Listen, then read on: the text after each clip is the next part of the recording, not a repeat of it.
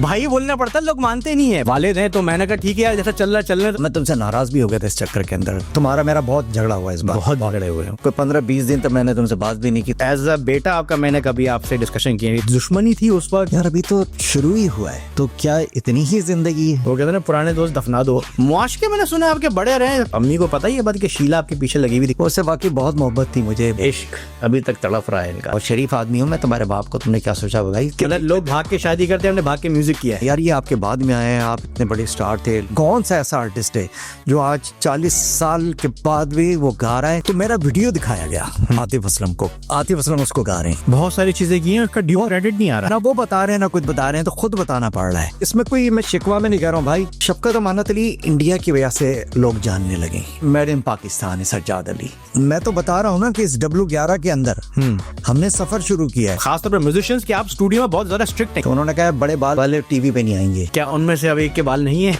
हमारी गाड़ियां अंडर आर्टिस्टों से में नहीं घुस सकती। बहुत सारी चीजें हैं जो मैं डिजर्व करता था। जिसने जो किया है ना उसको उसका हक दो। मैं बोलता हूँ कि वो अवार्ड ही किया हुआ जो आपने मांग के लिया। 80s, 90s और अर्ली 2000s के पॉप स्टार्स की बात होती है, मैंने अक्सर नोट किया है कि आपका नाम स्किप हो जाता है। ऐसा क्यों है? ये लोग आपका नाम क्यों नहीं लेना चाहते लोग आपका? ये सब जिक्र करेंगे जाने के बाद मेरे दुनिया से।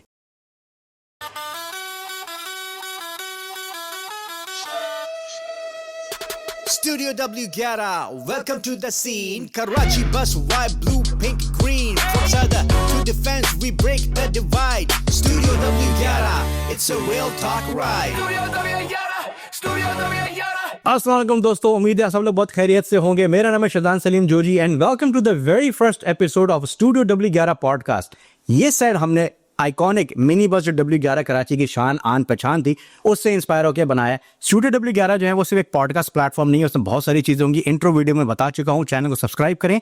मोर टू कम ऑन दैट। आज मेरे शो पे जो गेस्ट हैं, बेसिकली गेस्ट क्या कहूँ, बेसिकली वो तो मेरे घर का एक फर्द है। पाकिस्तानी इंडस्ट्री में 4 डेकेड से ज्यादा उन्होंने इंडस्ट्री को एंटरटेन किया है। What a career. मेरा मुंह बहुत छोटा उनकी तारीफ करने के लिए, जितनी तारीफ की जाए उतनी ही कम है। So without further do, let's welcome the living legend of Pakistan, my very own and your very own as well, Salim Javed. अस्सलाम वालेकुम सलीम भाई, कैसे हैं आप?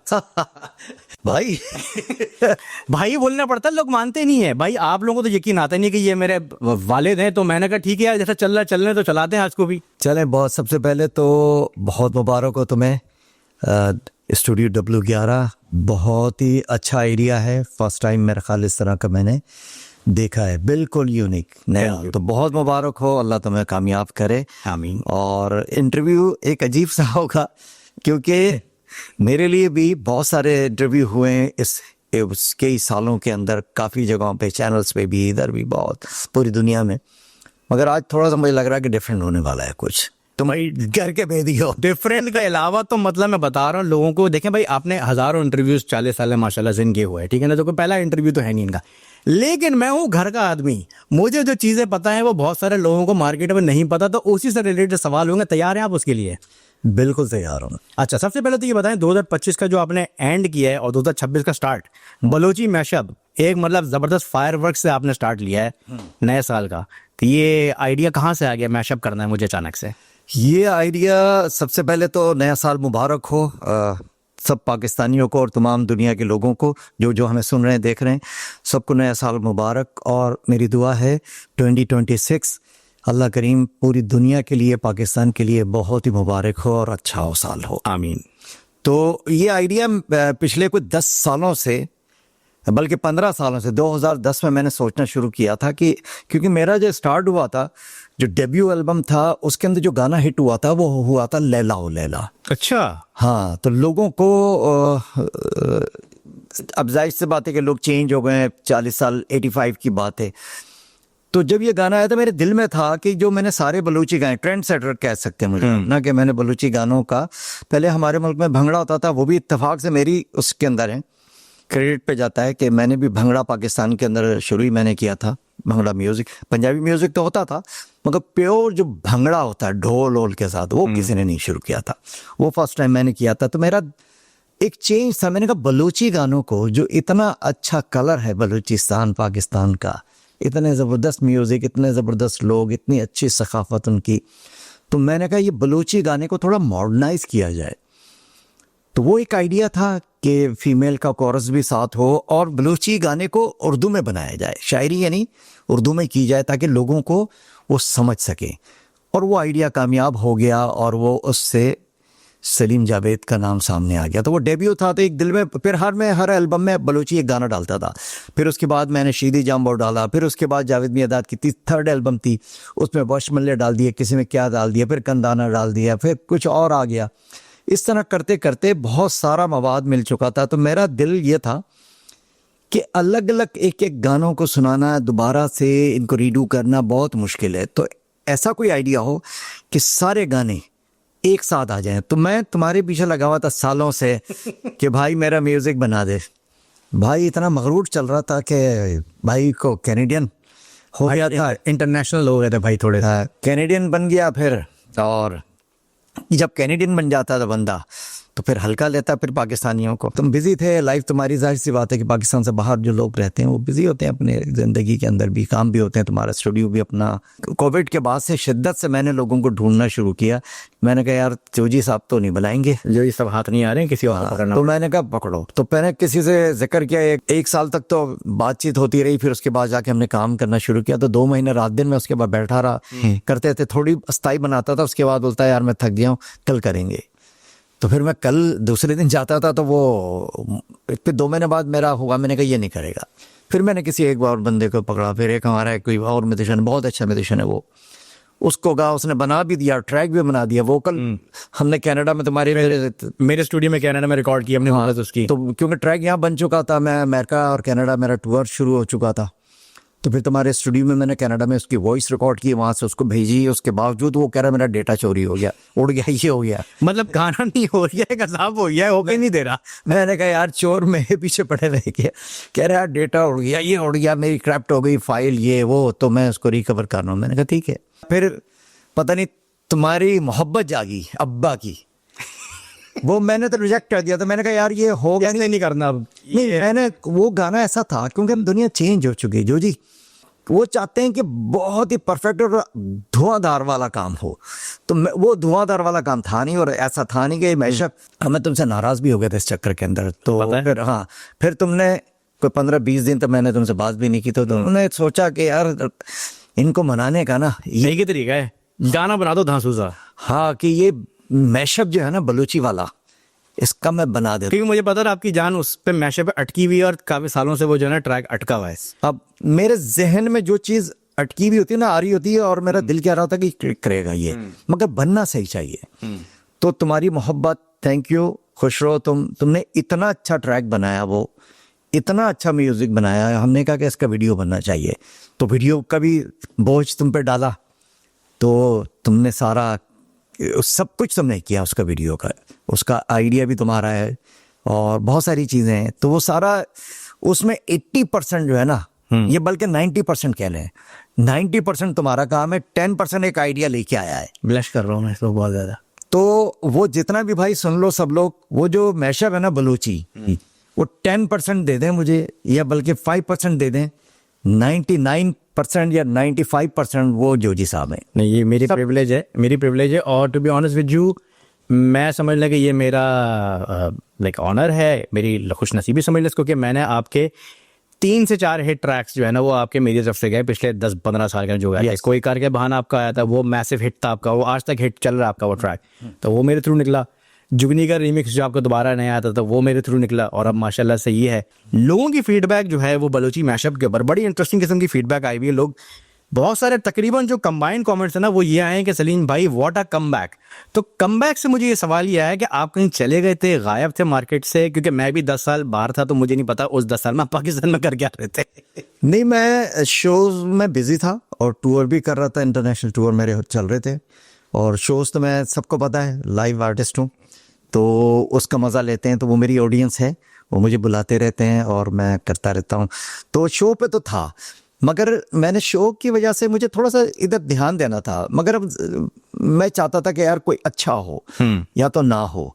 लोग कहते थे डिजिटल उस पे आए, हम टीवी पे लगे हुए थे, टीवी की तरफ ध्यान था कि वहीं सारा। और मेरी तो सालों तक आपसे इस पर लगी रही कि भाई डिजिटल आ जाए, डिजिटल आ जाए। हाँ, तो कह रहे थे कि वो लोग कह रहे थे भाई सोशल मीडिया इस टाइम स्ट्रॉन्ग होता जा रहा है, और बहुत सारे आर्टिस्टों ने भी कहा, जिसमें सजाद अली मुझे बहुत, उन्हें डांट के भी कहता था, भाई तुम इधर कहाँ लगे हुए हो, तुम्हें पता भी नहीं चलेगा कि तुम क्या कर बैठोगे। तो सज्जाद भाई तो पूरी इंडस्ट्री के मेंटोर है हमारे। हाँ, तो वो सज्जाद, क्योंकि वो समझदार है, हमारी समझ में थोड़ा लेट आया, तो आ गया, चलें शुक्र है। और यूट्यूब पे ये गाना, फेसबुक पे, टिकटॉक पे और इंस्टाग्राम पे बहुत अच्छा इसका रिस्पॉन्स है। हाँ, तो सबका शुक्रिया भाई, सब लोगों का शुक्रिया, पूरे पाकिस्तान का, पूरी दुनिया का, जहाँ जहाँ इसको पसंद कर रहे हैं। बहुत पसंद किया। लोगों की यादें जुड़ी हुई हैं आपके पुराने एल्बम के साथ, के जो बोलते हैं कि जो बचपन की यादें ताज़ा हो गई, जवानी की यादें ताज़ा हो गई, क्योंकि हर 5-6 साल बाद आप जो नए तरीके से दोबारा लेकर आते थे, तो लोग अपने माजी में चले गए उस गाने को लेके, और उसी वजह से बड़े अच्छे कमेंट्स आए। माजी से याद आया कि हमारा सेट जो है ये हमने W11 बस से इंस्पायर होकर बनाया है, और स्टूडियो का नाम भी स्टूडियो W11 है। W11 में सफर किया कभी आपने? W11 से क्या ताल्लुक है आपको, है कोई ताल्लुक? मेरा बहुत गहरा ताल्लुक है। वो कहकर W11 चलाते थे नहीं। मेरा अगला सवाल ये था, आपने खुद ही बोल दिया। W11 से बस W11 चलाते थे नहीं थे। W11 जब मैं कराची आया, और लोगों को पता है कि ताल्लुक हैदराबाद से कराची आना, क्योंकि जहन में ये था कि यार आगे जाना है, कुछ करने के लिए किसी जगह पहुंचना होता है। तो जब कराची आए तो बिल्कुल खाली जेब के साथ थे, तो रक्शे के तो पैसे होते ही नहीं थे। हालांकि रक्शे वाले भी कोई ज़्यादा पैसे नहीं उस ज़माने में लेता था, मगर वो पैसे बहुत होते थे। तो एक W11 थी, तो वो समझ में आती थी, और वो इजी भी थी, क्योंकि कहीं से भी मिल जाती थी आपको, और रात तक चलती रहती थी, क्योंकि मैं नॉर्थ कराची की तरफ रहता था। हाँ, सबसे लेट कराची में W11 ही चलती थी। हाँ, W11 चलती थी, पैसे भी कम होते थे कि आप थोड़े से पैसों में बहुत दूर तक चले जाते थे। तो ये एक रिश्ता था, तो वो इजी था W11 के लिए, और रूट भी यही था मेरा, वो जहाँ मैंने जाना था वहीं W11। और जो दूसरी एक बात, जब मेरा पहला एल्बम आया, और बहुत ज़्यादा W11 में घूमना नहीं पड़ा, शुरू के 2 साल, 1.5 साल, 1 साल कह लें, और उसके बाद फिर बाइक ले ली थी मैंने, फिर बाइक पे सफ़र होता था उसके अंदर। तो टारगेट होता है ना लोगों के, बिल्कुल बिल्कुल ऐसे होता है। अब खुशियां तो चेक करें आप, लोगों की खुशियां होती हैं, टारगेट होते हैं लोगों के। पहले बोलता है यार मैं साइकिल ले लूं, है ना, रक्शे के पैसे आ जाएं, फिर वो बाइक खरीदने की सोचता है कि बाइक खरीद लूं, फिर वो बाइक खरीदता था, फिर वो गाड़ी की तरफ जाता है, छोटी सी कोई कार हो जाए, छोटी सी, मजा आ जाएगा। फिर वो छोटी सी गाड़ी उसको मिल जाती, FX का लिख ली, हिट हुए, एल्बम आई, FX खरीद ली, उसके बाद फिर खरीदते गए मुख्तलिफ चीजें, चेंजेस। FX तो मेन स्ट्रीम गाड़ियाँ होती थी उस वक्त। हाँ, ओहो, FX बहुत बड़ी बात होती थी FX होना उस जमाने में, फैशन के उस पर भी था। तो W11 का जो सीन था ना, जब मेरा एल्बम आया, मैंने ये देखा कि वो ज्यादातर W11 के अंदर, हर W11 के अंदर पूरा एल्बम बचता था। फिर वो ये रीत शुरू हो गई फिर कि W11 के अंदर एल्बम बच रहा। वो जब वहां से पैसेंजर उतरता था तो अपने घर जाता था ना, वो कैसेट खरीद के जाता था। तो बेसिकली बिल्कुल सही जगह है आज W11 के अंदर। हमने भी इनका नॉस्टैल्जिया ट्रिगर कर दिया W11 की वजह से। आपने डेब्यू किया था अपना, तो आप टीवी से डेब्यू नहीं किया था, आपका डेब्यू हुआ ही कैसेट से था, और टीवी पे काफी सालों 2-3 एल्बम आ चुके थे आपके ऑलरेडी, सब आप टीवी पे आए। मार्केट में जाते थे, आपको अपना गाना सुनाई देता था, लोग पहचानते थे, और जब फर्स्ट टाइम लोगों ने पहचानना शुरू किया, या फर्स्ट टाइम अपने पब्लिक प्लेस अपना गाना सुना, क्या फील थी उस वक्त? क्योंकि एल्बम पे तस्वीर आती थी तो डिफरेंट चेहरा था, और पहचान भी जाते थे, नहीं भी पहचानते थे, मगर कुछ लोगों को बताना भी पड़ता था, तो एकदम वो चीख पड़ते थे, तो ये होता था। फिर या तो कुछ लोग ये पहचानने की कोशिश करते थे, कहीं देखा है यार, कहीं देखा है आपको, आप क्या करते हो आप, फिर वो चीखता तो सलीम जावेद, लैला लैला, मैंने कहा यस। तो बहुत रिस्पेक्ट करते थे। वो टाइम बहुत डिफरेंट टाइम था। कैसेट्स का जो दौर था ना, वो कैसेट्स का दौर यूं चेंज था। उसकी सबसे अच्छी बात ये थी कि म्यूजिक खरीदता था आदमी, कैसेट्स खरीद के लाता था मार्केट से पैसे खर्च करके। अब मुफ्त में गाना सुनता है, तो वो मुफ्त की चीज जब आप मिल जाती है आपको, तो उसकी कदर नहीं होती। अच्छा, कैसेट से एक और एडवांटेज होता था कि वो आपके सारे गाने सुन लेता था। हाँ, अभी तो ये ना स्किप भी नहीं कर सकता, रिवाइंड करनी है, फॉरवर्ड करनी है, तो बोले चलने दो, जब तक एंड तक पहुंचेगा दूसरा साइड रिवाइंड हो चुका होगा। तो वो सारे गाने इस चक्कर में सुन भी लेता था, और बहुत सारे पसंद भी आते थे। अब तो पूरे एल्बम लॉन्च हो जाते हैं आपके, पता नहीं चलता। अब एल्बम का दौर भी नहीं, अब तो सिंगल्स आते हैं इंटरनेट पर ज्यादातर। और अगर पैसा वो इंसान किसी पे खर्च कर रहा है, तो वो उसी पे खर्च करता है जिसको वो पसंद करता है, वरना पैसा खर्च कोई नहीं करता। सोच आई कि यार हाउ इज इट पॉसिबल, कैसे हो रहा है ये सब, मैजिकल सा लग रहा था, क्या था ये सारा? मुझे एक थोड़ा सा यकीन तो था, जब अल्लाह ने कोई मकाम आपको देना होता है, कुछ चीज़ आपके लिए अच्छी करनी होती है, तो आपके दिल को एक यकीन भी देते हैं वो।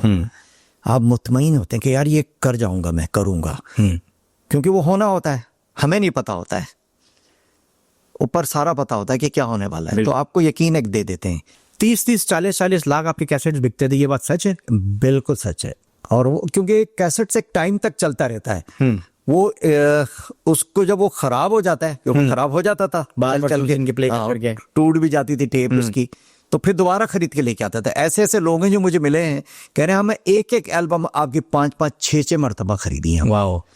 पूरी एल्बम होती थी, 12-13 गाने होते थे उसके अंदर, मगर टारगेट 2-3-4 गाने तो आपके टारगेट होते थे कि ये गाने लोगों को पसंद आएंगे। तो आप क्या करते थे, नंबर 1 पे रखते थे, यार ये गाना हिट होगा, नंबर 2 पे उसके बाद वाला, और बी साइड जो होती थी एल्बम की, तो वो आप अच्छा वाला गाना रखते थे। आप जब दुकान पे जाता था बंदा, यार लगाना, वो एक सुनता था, आगे बढ़ा भाई, वो साइड का लास्ट गाना अच्छा होता था, फिर वो साइड बी का लास्ट गाना बहुत अच्छा होता था। हाँ। ये होता ना आखिरी गाना अच्छा नहीं डालते, हाँ।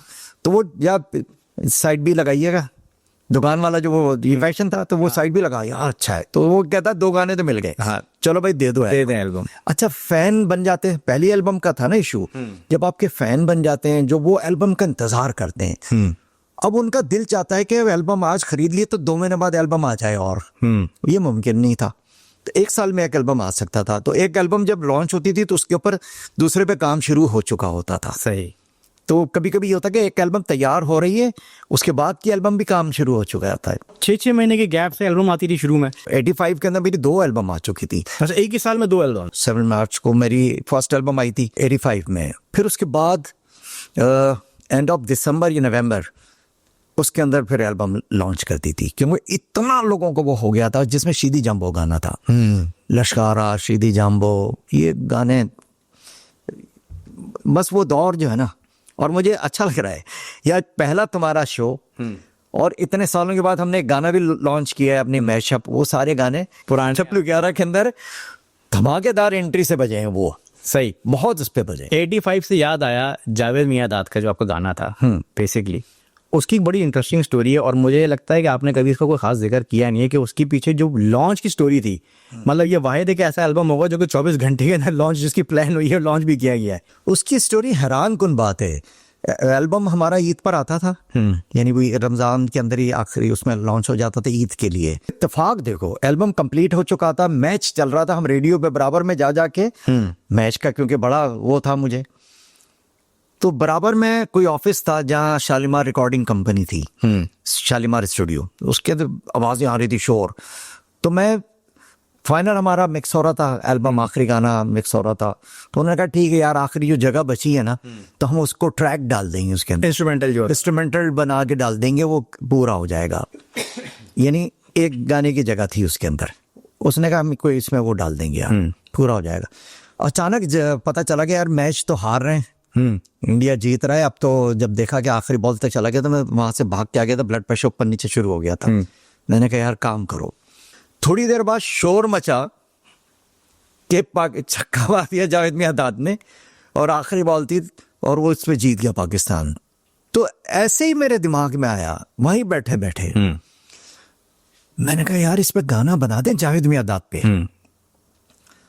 तो वो प्रोड्यूसर और वो जो मेरे जाहिद भाई, नहीं अख्तर अल्लाह देता और वो कमर अल्लाह देता, कहने कैसे बनेगा गाना यार, क्रिकेट के ऊपर क्या हो जाए, मैं तो पे गाना बनाऊंगा, आज तक कभी बना ही नहीं। मैंने कहा यार नहीं बना तो बनाते हैं, ये तारीखी छक्का है, ये अभी लगाया, आप देखिएगा, हम जब स्टूडियो से बाहर जाएंगे तो उदम मचा हुआ होगा, लोग सड़कों पे आए हुए होंगे सारे। तो मैंने कहा ये इंडिया की लगा दिया काम इंडिया का। और वो ही हुआ। तो उसने कहा यार बनेगा क्या, कुछ लाइनें आ गई, अब क्रिकेट की दुनिया में सबसे आगे है वो कौन, जावेद मियादाद। उसने कहा यार ये, मैंने मोहम्मद नासिर को, अल्लाह उनकी बख्शिश अभी उनका इंतकाल हो चुका है, बहुत बड़े शायर और बड़े गाने लिखे उन्होंने, बहुत लिखे हैं, मेरे भी, आलमगीर के, बेशुमार पॉप इंडस्ट्री के तो गाने ही उन्होंने लिखे। तो बहुत ही शरीफ अच्छे इंसान। उनको वहां से हमने फोन किया, मैंने कहा नासिर भाई ये गाना, ये मेलोडी है। कह रहा अच्छा फोन पे बताओ मुझे, फोन पे बताओ। तो फोन पे बताते रहे वो, उन्होंने लिख लिया, कुछ लाइनें जो मैंने दी थी वो लिखी, और उसके बाद मैंने कहा ये वाला गाना है, इसके ऊपर म्यूजिक है, इस पर लिख के भेज दें। उन्होंने पूरी रात बैठ के लिखा और वो सुबह आके सुबह हमने नीचे ट्रैक बनाया, वहीं वापस दूसरे दिन ही सेकंड डे ट्रैक बना लिया उसका। बिल्कुल उससे आके ट्रैक बना जी, सारे म्यूजिशियन सामने ट्रैक वैक बन के रिकॉर्ड किया, उसी टाइम मैंने गाया, उसी टाइम फोन पे वो लिखवा रहा है, नासिर भाई लिखवा रहे हैं और मैं फोन पे लिख रहा हूँ गाना वो। अच्छा सर, भाई हम लोग आज स्काइप पे और वीडियो कॉल पे कर रहे होते हैं, उस दौरान रिमोट वर्किंग, जो आज रिमोट वर्किंग होती है कि उस जमाने में रिमोट वर्किंग। हाँ, तो वो फोन पे, अब मैं उसके कह रहा हूँ यार ये लाइन मजा नहीं आ रही, कुछ और दो। तो कह रहा अच्छा इसको मैंने एक लिखी हुई है ये डाल लो। सही। तो मैंने कहा चलो ठीक है, ऑप्शन में आ गई है। तो वो पूरा गाना हमने लिखा और उसको याद करके, और उसने कहा चलो मैं अंदर जा रहा हूँ बूथ में, जाके हमने गाना गाया, गाना गाया ये कर आके, और वहीं फिर उसका मिक्स हुआ ट्रैक कर आके। शौकत इजी साहब थे हमारे प्रमोटर, तो वो उनको मैंने कहा कि शौकत भाई ये गाना है, कहाँ हैं आप? उनको मुझे पता था कि जावेद मियादाद से उनके भाई की दोस्ती थी, कि उनका जो जावेद मियादाद का भाई था वो, उनसे दोस्ती थी। मैंने कहा ये गाना है। अब जावेद मियादाद तक पहुंचना, तो वहाँ फोन किया, उसने कहा कि जावेद भाई कि एक सलीम जावेद हमारे सिंगर है। हाँ हाँ मैं जानता हूँ, अच्छे सिंगर है। तो कह रहे हैं उन्होंने एक तोहफा देना है, गिफ्ट देना है आपको। कह रहे यार थैंक यू। अच्छा 2 दिन हो चुके थे, उन्होंने कहा कि यार गिफ्ट ही गिफ्ट है, बस दुआ करें बस, ये वो उनके जहन में नहीं था। उसने कहा सलीम जावेद क्या गिफ्ट देगा यार, वो दुबई से शारजा से मिले थे गिफ्ट। तो कह रहा नहीं यार थैंक यू। उसने कहा नहीं गिफ्ट ऐसा गिफ्ट है कि तुम्हें कोई दे भी नहीं सकता ना, तुम हाँ कि कोई दे नहीं सकता ना, तुमने सोचा होगा कि कोई ये भी गिफ्ट दे सकता है। तो आदमी वो हो जाता है यार ऐसा क्या गिफ्ट है नायाब कि कोई दे नहीं सकता, तो आदमी को वो जुस्तजू हो जाती है। उसने कहा ठीक है फिर आ जाओ गिफ्ट लेके। सही। कह रहा रात को हम आ रहे हैं। जावेद भाई ने टाइम दिया, उन्होंने कोई रात 9 बजे का कि आप आए। हम घर पे गए। फैसल इकबाल जो है ना, इनका जो मेरा भांजा है ना, क्रिकेटर, टेस्ट क्रिकेटर, तो मुझे पता है वो छोटा सा था जब, तो अब वो जाके उन्होंने देखा ये तो खाली हाथ आए जावेद मियादाद। कह रहे हैं तो दोनों खाली आते हैं, शौकत रिजवी और सलीम जावेद, ये गिफ्ट कौन सा लेके आए मेरे लिए? उसने कहा यार वो टेप रिकॉर्डर है आपके पास, स्टीरियो? तो उसने कहा हाँ जी है। उसने कहा लेके आए। फैसल लेके आए। उसने कहा लगाओ ये कैसेट है, लगाओ। अब और साफी भी बैठे थे, बहुत सारे लोग बैठे रहते वहाँ पे। लोगों ने कहा होने वाला क्या है। म्यूजिक चला, म्यूजिक चलने के बाद इनकी कमेंट्री लगी शुरू में, वो म्यूजिक चला, उसके बाद गाना जावेद मियादाद सुनते रहे, जावेद भाई सुनते सुनते और उठे और चीखे यार क्या, और मेरे को गले लगा के चूमना शुरू कर दिया और माथे पे दर, यार ये तो क्या बना दिया गाना। वहाँ से उन्होंने कॉल की जहांगीर खान को, जो स्कॉश चैंपियन हमारे। हाँ उस टाइम चैंपियन थे, 500 मैचेस मेरे ख्याल विन कर चुके। हाँ 500 मेरे ख्याल हो चुके थे। हाँ कह रहे किधर हो तुम? कह रहे मैं घर पर हूँ। कह रहे यार तुझे गाना सुनाना है, मेरे पे गाना बनाया, चलो मुझे पकड़ा, ये पकड़ा, सर हम जहांगीर भाई के घर पे चलो। मैं अजीब हैरत के अंदर। फिर मैंने कहा जावेद भाई इसकी हम प्रेस कॉन्फ्रेंस इसकी वो लॉन्च करना चाह रहे हैं, तो परसों कल हम इसका इंतजाम कर लेंगे। तो परसों उसने कहा नहीं परसों तो मैं उम्रे पे जा रहा हूँ, कल का दिन है तुम्हारे पास, कल कर लो। फिर हमने आर्ट्स काउंसिल का एक रेस्टोरेंट था, उसके अंदर जाके हमने सारे साथियों को जमा कर के प्रेस कॉन्फ्रेंस की। जावेद मियादाद भी उसमें थे, जहांगीर खान ने सदारत की उस प्रेस कॉन्फ्रेंस की, और पूरे प्रेस को हमने ये गाना सुनाया। उसके 2 दिन के बाद, 1 दिन के बाद एल्बम मार्केट के अंदर आ चुकी थी। अच्छा एक चीज देखे, इतना हैवी कॉन्ट्रास्ट है कि आज हमारे पास टेक्नोलॉजी इतनी है, फैसिलिटीज इतनी है, और उसके अंदर गाने लॉन्च ही नहीं होकर दे रहे, हम काम किए जा रहे हैं। और उस वक्त इतनी रिस्ट्रिक्टेड टेक्नोलॉजी होती थी, और ये रिस्ट्रिक्शन के बावजूद भी एनालॉग सिस्टम, मुश्किल सिस्टम होता था सारा, और उसके बावजूद आपने 4 दिन के अंदर ना सब तैयारी करके एल्बम लॉन्च भी कर दिया। मैंने कहा यार ये होती है मोटिवेशन करने के लिए। उरूज 87-88 तक आपका माशाल्लाह से आपके 3-4 एल्बम आ गए, टीवी पे भी आप आ चुके हैं। आप 87 के अंदर हादसा आपके साथ हुआ था एज अ बेटा आपका। मैंने कभी आपसे डिस्कशन की नहीं, तो मैंने कहा यार आप face to face first time इस तरह हम बात कर रहे हैं। गोली आपको लगी, कॉलेज में परफॉर्म कर रहे थे आप, तो वो कोई दुश्मनी थी उस वक्त, या कोई हादसा था, हवाई फायर था, क्या था वो उस वक्त? मुझे नहीं लगता कि दुश्मनी कोई ऐसी होगी, और अल्लाह को पता है, क्योंकि पता ही नहीं चला ना कि कहाँ से गोली आई। कुछ हो भी सकता है, क्या प्लान में आपको कुछ नहीं पता, मगर कह नहीं सकते आप। तो मुख्तलिफ लोग मुख्तलिफ चीज़ें कर रहे थे। बस ये कि ज़िंदगी सब कुछ मैं भूल चुका हूँ वो ना, कि क्या किसने क्या किया। तो वो एक जुमला है ना, मारने वाले से बचाने वाला बड़ा। बेशक। तो मौत और ज़िंदगी तो अल्लाह के पास है। इस हादसे ने एज एन आर्टिस्ट और as a human being, as a इंसान, आपको कैसे चेंज किया? मुझे बहुत चेंज किया। मुझे तो लगा था कि मैं गया, क्योंकि पेट में गोली लगी थी मेरे, तो ज़्यादातर तो यही देखा गया है कि गोली ऐसी जगह पे लगे तो आपकी मौत हो जाती है। और ब्लीडिंग मेरी बहुत ज़्यादा हो गई थी, चांसेस भी थे ये, क्योंकि 24 आवर्स बहुत क्रिटिकल टाइप के थे, बहुत ज़्यादा मुश्किल। तो मगर ज़िंदगी लिखी भी होती थी। मगर फिर उस हादसे ने मुझे और लोगों का प्यार दे दिया। लोगों को इतने लोग आते थे, हज़ारों, उनका हॉस्पिटल संभालना मुश्किल हो गया था। तो वो इतनी मोहब्बत हुई और लोगों ने बेशुमार दुआएं की, बेशुमार मस्जिदों में दुआएं करा रहे हैं लोग, क्या कुछ नहीं हो रहा है। प्यार है लोगों का। हाँ, बहुत प्यार के लोग। उस टाइम इतने आर्टिस्ट भी नहीं थे, तो लोगों को ये हुआ कि ये क्या हुआ। अच्छा, मेरे जहन में था सिर्फ एक बात थी, जब ऑपरेट हो रहा था मेरा, तो मेरे जहन में एक चीज़ हो रही थी कि यार अभी तो शुरू ही हुआ है। अभी तो 85 में एल्बम आया, 87 में आके आपको ये हादसा हो गया है, तो क्या इतनी ही ज़िंदगी है। फिर अल्लाह से दुआ की, आपको चॉइस नहीं होती आपके पास। फिर ऑपरेशन कामयाब हुआ, फिर अल्लाह ने ज़िंदगी दी, फिर लोगों को ये याद है। मगर उसके बाद मैं बहुत कुछ ठीक हो गया था। मुझे ज़िंदगी की कदर महसूस होने लगी थी। मैं शुरू में जो हिट हुआ ना, थोड़ा बहुत आ जाता है, कोई ऐसी चीज़ है जिसमें थोड़ा बहुत ना, मैं गुरूर तकब्बुर तो मुझ में नहीं था ऐसा, मगर कहीं ना कहीं मैं कुछ ना कुछ बोंगिया मार जाता था मैं। कोई यंग भी होते हैं, जवान भी होते हाँ, हैं। बहुत यंग था, बहुत शोहरत भी अलग एक चीज़ है। अच्छा, खुद नहीं करता था, किसी की कोई बात चुभ जाती थी, वो उसको एक्सेप्ट नहीं कर पा रहा है। यानी आपके वो जो पुराने लोग होते हैं ना, आप मशहूर हो गए, पूरी दुनिया आपकी इज्जत करने लगी है, पूरी दुनिया आपको चाहने लगी है, अब आपका एक मर्तबा हो गया, सब कुछ हो गया है ना। दोस्तों से बेतकल्लुफी होती है, सब कुछ होता है। पुराने महल्ले में बेतकल्लुफ होते हैं लोग आपसे, और मगर वो क्या करते हैं, वो इस तरह से वो उनका भी कसूर नहीं है, वो अपना लाड प्यार पता है कब दिखाते हैं, जब वो आप क्राउड में कहीं होते हैं, वो सलीम, हाँ यार, अब सब घूम जाते थे, अब लोग तस्वीरें बना रहे हैं, ऑटोग्राफ ले रहे हैं। अब तो सेल्फी वाला दौर है ना, ये होता था ऑटोग्राफ ले रहे हैं, कोई किसी भी ले रहा है, कोई कागज पर लिखवा लेता था, साइन कर दे वैसे और कुछ लिख दें मेरे लिए, मेरा नाम लिख दें, एल्बम पे सिग्नेचर करवाते थे। हाँ, वो करा, एल्बम लेके आते थे, इस पे साइन कर दें। तो उसमें से एक आदमी आता था जो आपका दोस्त होता था, और आके वो कहता, ओए सलीम, अबे इतना बड़ा हो गया तू। एक वो इज्जत की ऐसी कम तैसी कर दी उसने ना। अच्छा, वो अच्छा एक तो हो ना ढंग का आदमी, अच्छे कपड़े बड़े पहने हुए हो, वो लग रहा हो यार कोई अच्छा पढ़ा लिखा आदमी है। एक अजीब सा वो दोस्त होता था, उठा कर आया। हाँ, अजीब सा वो आ गया, अबे मुझे पता चला तेरा शोहर है यहाँ पे, तो हमने कहा हम भी सुने तुझे, तुम बड़ा हो गया है, तेरा बड़ा है, पहचान नहीं रहा।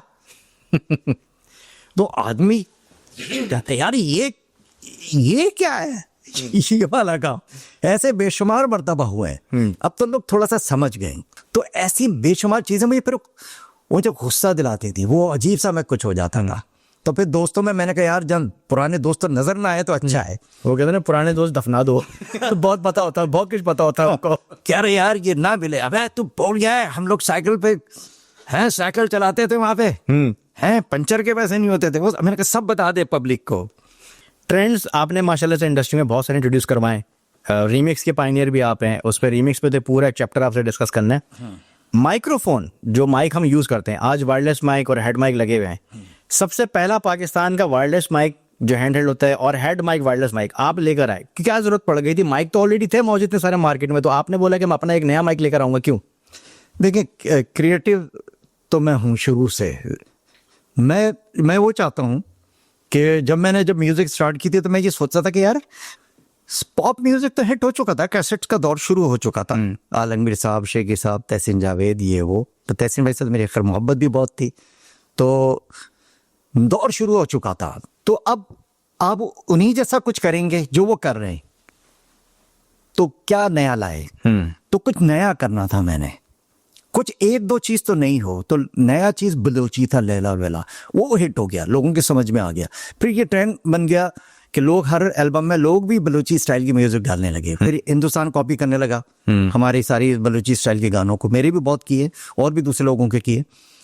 ऑडियंस में ना कुछ नया होना चाहिए, परफॉर्मेंस कुछ नहीं होना चाहिए। तो फंकी कपड़े नहीं पहनते तो लोग, वाइट कपड़े या कुछ इस तरह के कुछ चीजें होती, तो मैंने कहा कुछ फंकी कपड़े पहनो, ग्लासेस लगाना शुरू करो। तो वो जो ग्लासेस लगाना शुरू किए तो नया सा तो लग रहा था, बाहर तो शुरू हो चुकी थी ये चीज। रॉक स्टार जो गेटअप होता था आपका। कहना कह रहे बड़े बाल कर लो, बाल बड़े करो, ग्लासेस लगाओ, एक और लेदर जैकेट, ये वो फंकी कपड़े पहनो। तो वो कॉर्डलेस भाई, मेरा दिल चाहता था कि ऐसा कुछ हो कि मैं गाते गाते ऑडियंस में जाऊं, या मेरी अनाउंसमेंट कुछ हो तो मैं पब्लिक में से गाता हुआ आऊं। तो उसके लिए मुझे वायरलेस माइक चाहिए था, कॉर्डलेस। वो मैंने खरीदा दुबई में जाके 87 के अंदर जाके, और फिर मैंने कहा अच्छा परफॉर्मेंस इसी तरह की, तो लोगों को शक होता था कि शायद पीछे से कैसेट चल रहा है इनका और ये लिपसिंग कर रहे हैं। तो लोगों से बात भी करता था उस माइक के पास, तो फिर यकीन आता था। पहला गाना तो शक में गुजर जाता था। फिर कभी कभी मैं करता ये था कि ऑडियंस में से गाता हुआ आता था। अनाउंसमेंट वो स्टेज की तरफ देख रहे होते थे, मैं उनके बराबर से गाता हुआ स्टेज पे जा रहा होता। एक नई चीज लगी लोगों को, नई चीजें होती थी। फिर मैंने हेड माइक खरीद लिया। फिर मैं बस, वो हैवी बाइक थी पहले किसी जमाने में, तो उस पर जहाँ किसी ग्राउंड वगैरह में शो होते थे ओपन एयर के अंदर जितने भी, तो फिर मैं उसमें बीच में एक स्पेस होती थी, मैं वो बाइक लेके और गाता हुआ आ गया, बाइक वहीं खड़ी की और स्टेज पे चला गया। तो लोग बोलते हैं ये क्या है, ये सारी चीजें ना कि अभी कोई करेगा यार क्या छिछोरापन है ये, मगर ये स्टाइल था ये। तो सारी नित नई चीजें ना वो करता गया, फिर करता गया। फिर लोगों ने अब ये फैशन बना लिया है कि लोग नीचे जाते हैं, हर बच्चा माइक लेता है, कॉर्डलेस आम हो गया है, नीचे जाने लगा। पहले कॉर्डलेस महंगा भी बहुत था। और मैं ये W11 तुम्हारा जो सेट है ना, ये बलूची गाने W11 में बहुत बजे हैं। वशमल्ले हुआ, तो जब तक पहले तो कोई अब सब गा रहे हैं। अभी अली जफर ने भी किया कुछ अर्सा पहले। अच्छा, बहुत सारे लोगों के कमेंट्स आए कि आपने अली जफर का गाना कर लिया। वो मतलब उनको ये भी नहीं पता कि अली भाई ने भी एक फोक है पुराना, उसमें काम किया, और उससे पहले सबसे पहले पॉप शक्ल में आप ही लेकर आए उसको। ये फैज मोहम्मद बलोच साहब बहुत बड़े स्टार हमारे। बलोच, बिल्कुल बलोचिस्तान के, पाकिस्तान के, बलूचिस्तान के, तो वो हैं वो बलोच तो थे, मगर पूरे पाकिस्तान है दुनिया के अंदर रिप्रेजेंट किया पाकिस्तान के आर्ट कल्चर को उन्होंने। बहुत बड़े आर्टिस्ट, बहुत बड़े सिंगर। हमने तो क्या गाएंगे वो जैसा वो करके गए, और ऐसे परफॉर्मर भी नहीं है हम लोग, कोई परफॉर्मर नहीं जो वो परफॉर्म। बड़ी एनर्जेटिक स्टेज परफॉर्मेंस होती थी उनकी। ओए होए होए होए, वो बहुत बड़े स्टार थे वो। तो मुझे इस टाइप की चीजें शुरू में मैं उनको सुनता था, मजा लेता था। जैसे आलम लोहार साहब हुए, आरिफ लोहार के फादर, वो मुझे अट्रैक्ट करते थे। वो जुगनी उनसे ली है ना। ये फैज मोहम्मद साहब से मैंने वो लिया, लहरा और लैला लिया। तो लोगों के जहन में है कि लोग जो नए बच्चे, पुरानों को तो सबको पता है, 90s वाले लोगों को सब पता है, क्योंकि मैंने 2 मरतबा किया। एक दफ़ा उर्दू में किया था, फिर सेकंड टाइम मैंने उसको 90 में आके उसको मैंने बलूची वेब में किया। तो लोगों के जहन में यही है कि ये अली जफर का है। तो कोई नहीं, अली ने भी अच्छा किया है। अली अच्छा किया, बहुत अच्छा आर्टिस्ट है, बहुत मेहनत करके बड़ा मेहनत करते हैं अली। गुड, हाँ, गुड लुकिंग, म्यूजिक अच्छा करता है, पैकेज है बड़ा अच्छा, बहुत अच्छा पैकेज। मैं कहता हूँ पाकिस्तान में इस टाइम 2 पॉप आर्टिस्ट ऐसे हैं हमारे, एक आतिफ असलम, एक अली जफर। एब्सोल्युटली, और दोनों आगे पीछे आए हैं सर, आगे लौटे आए हैं। और मुझे तो बड़ा फख्र सा महसूस होता है कि मुझसे लोग कहते हैं कि बेशुमार ये सवाल भी होता है, यार ये आपके बाद में आए हैं, आप इतने बड़े स्टार थे, लेजेंड, ये वो, ये आपसे बहुत आगे के करीब फ्लाइट हो गए, आगे निकल गए। तो मैं उनको ये कहता हूँ कि मैंने कहा हमने भी बहुत अच्छा टाइम देखा है, हम देख भी रहे हैं कि कौन सा ऐसा आर्टिस्ट है जो आज 40 साल के बाद भी वो गा रहा है और खड़ा है, उसी एनर्जी से, उसी मोहब्बत से लोग उसको लेते हैं, प्यार करते हैं। इतने कॉन्सर्ट मैं करता हूँ पूरी दुनिया के अंदर, वो मुझे सुन रहे हैं आज भी। मैंने कहा नसीब जो होता है ना, वो अल्लाह करीम लिखते हैं, बेशक, और मैं अल्लाह की तकसीम है ना, बिल्कुल ऐसी। हाँ, किसी को कुछ अता करना अल्लाह की तकसीम है। अल्लाह फैसला कर देंगे किसको कितना देना, किसको कितना नहीं देना, किसको देना है, किसको नहीं देना। और जो शख्स अल्लाह की तकसीम पे राजी हो गया ना, वो कामयाब हो गया। बिल्कुल। जो किसी से हसद करता ना, उससे चिढ़ने, मैं एवं चिढ़ने लग जाऊंगा आतिफ असलम से, अली जफर से और दूसरे आर्टिस्टों से। क्या है, उल्टी सीधी इनके लिए बातें करना शुरू हो जाऊंगा, ये लोग क्या है, ये हम जो हमने देखा, जो हमने टाइम देखा, कुछ नहीं, ये मेरे रब ने इनके लिए लिखा है टाइम। इज्जतें अल्लाह लिखते हैं, और जब अल्लाह लिखे कोई चीज़ तो सर झुका देना चाहिए, ये अल्लाह आपने सही लिखा है, इसको सही दिया है, सवाल नहीं। फिर जो आपके लिए नहीं लिखा अल्लाह ने, फिर वो मिलता है आपको। वाह वाह, क्या बात की आपने। इतने सारे ट्रेंड्स आपने सेट किए हैं। रीमिक्स के पाकिस्तान में पायनियर आप हैं, उससे पहले रीमिक्स से कोई ट्रेंड नहीं था। और उसके अलावा आपने माइक्रोफोन इंट्रोड्यूस करवाया, लेजर लाइट्स, स्पोर्ट्स पे ट्रैक, पहला ट्रैक आपका, जब भी पाकिस्तान में सोशल मीडिया पे या टीवी पे 80s 90s और अर्ली 2000s के पॉप स्टार्स की बात होती है, मैंने अक्सर नोट किया है कि आपका नाम स्किप हो जाता है। मतलब आपका नाम उनको शायद याद नहीं रहता या लेना नहीं चाहते। क्या सीन है ये, क्यों स्किप करते हैं लोग आपका नाम, जबकि आपका इतना बड़ा करियर है, 20-21 आपके एल्बम है, 40 साल से माशाल्लाह से आप इंडस्ट्री में हो, क्यों स्किप करते हैं लोग आपका नाम? लोगों को ये लगता है कि शायद हम उनका नाम लेंगे तो शायद हमारी वैल्यू नीचे आ जाएगी, और ऐसा ना हो कि उनको माइलेज मिल जाए कि वो तो उनकी और इज्जत में इजाफा हो जाए। किसी के करने से इज्जत में इजाफा नहीं होता, ना कमी होती है। ये डिसाइड हम थोड़ी करते हैं, दुनिया के लोग थोड़ी करते हैं। ये तो आसमानों पे होता है फैसला कि किसको इज्जत मिलनी किसको नहीं मिलनी। तो उसको इज्जत जरूर मिलती है जो लोगों की इज्जत करता है। अल्लाह उसके लिए इज्जत लिखते ही लिखते हैं। और जो लोगों की जिल्लत के लिए होता है या लोगों का हक खाता है, जो लोगों को नहीं क्रेडिट देता उस चीज़ का, तो वो होता है कि पाकिस्तान में बदकिस्मती मैं कहूँगा कि पाकिस्तान में सिर्फ मेरे साथ ही नहीं है, और भी ऐसे पॉप लेजेंड हमारे हैं कि उसका वो नाम नहीं लेते। किसी से पूछोगे आप किसको सुनते तो वो मेहदी साहब का नाम बता देगा, सेफ नेम के। हाँ, इस पर तो किसी को इतराज नहीं होगा। हाँ, इतराज ही नहीं होगा। और वो मेहदी साहब के गाता भी नहीं गाने, है ना, जॉनरा भी नहीं है वो नुसरत फतेह साहब को बता देंगे, मैडम नूरजहां का जिक्र कर देंगी, कोई खातून होगी तो वो, तो किसी इंडिया के कोई स्टार का, कोई माइकल जैक्सन का कर देगा कि जी वो मुझे बहुत पसंद था। कोई ऐसा नाम ले आएंगे जो बैंड का कि भाई ये मुझे पसंद था। लगता है कि हमारा इंडिया में ये नहीं है, बराबर हमारे पड़ोसी मुल्क के अंदर ये एक चीज़ उनकी अच्छी है, इसलिए वो इंडस्ट्री म्यूजिक की भी फिल्म की भी कहाँ पहुंच गई, किस लेवल पे चले गए। वो अपने सीनियर की, या जिसे कुछ सीनियर ना भी हो, मैंने ऐसे बहुत सारे सीनियर देखे हैं जो नए बच्चों को हिट हो गए, उन्हें बहुत प्यार करते हैं। और वो जो जूनियर जो सुपर डुपर हिट हो जाते हैं वो उनके पैरों में कदमों में बैठ जाते हैं।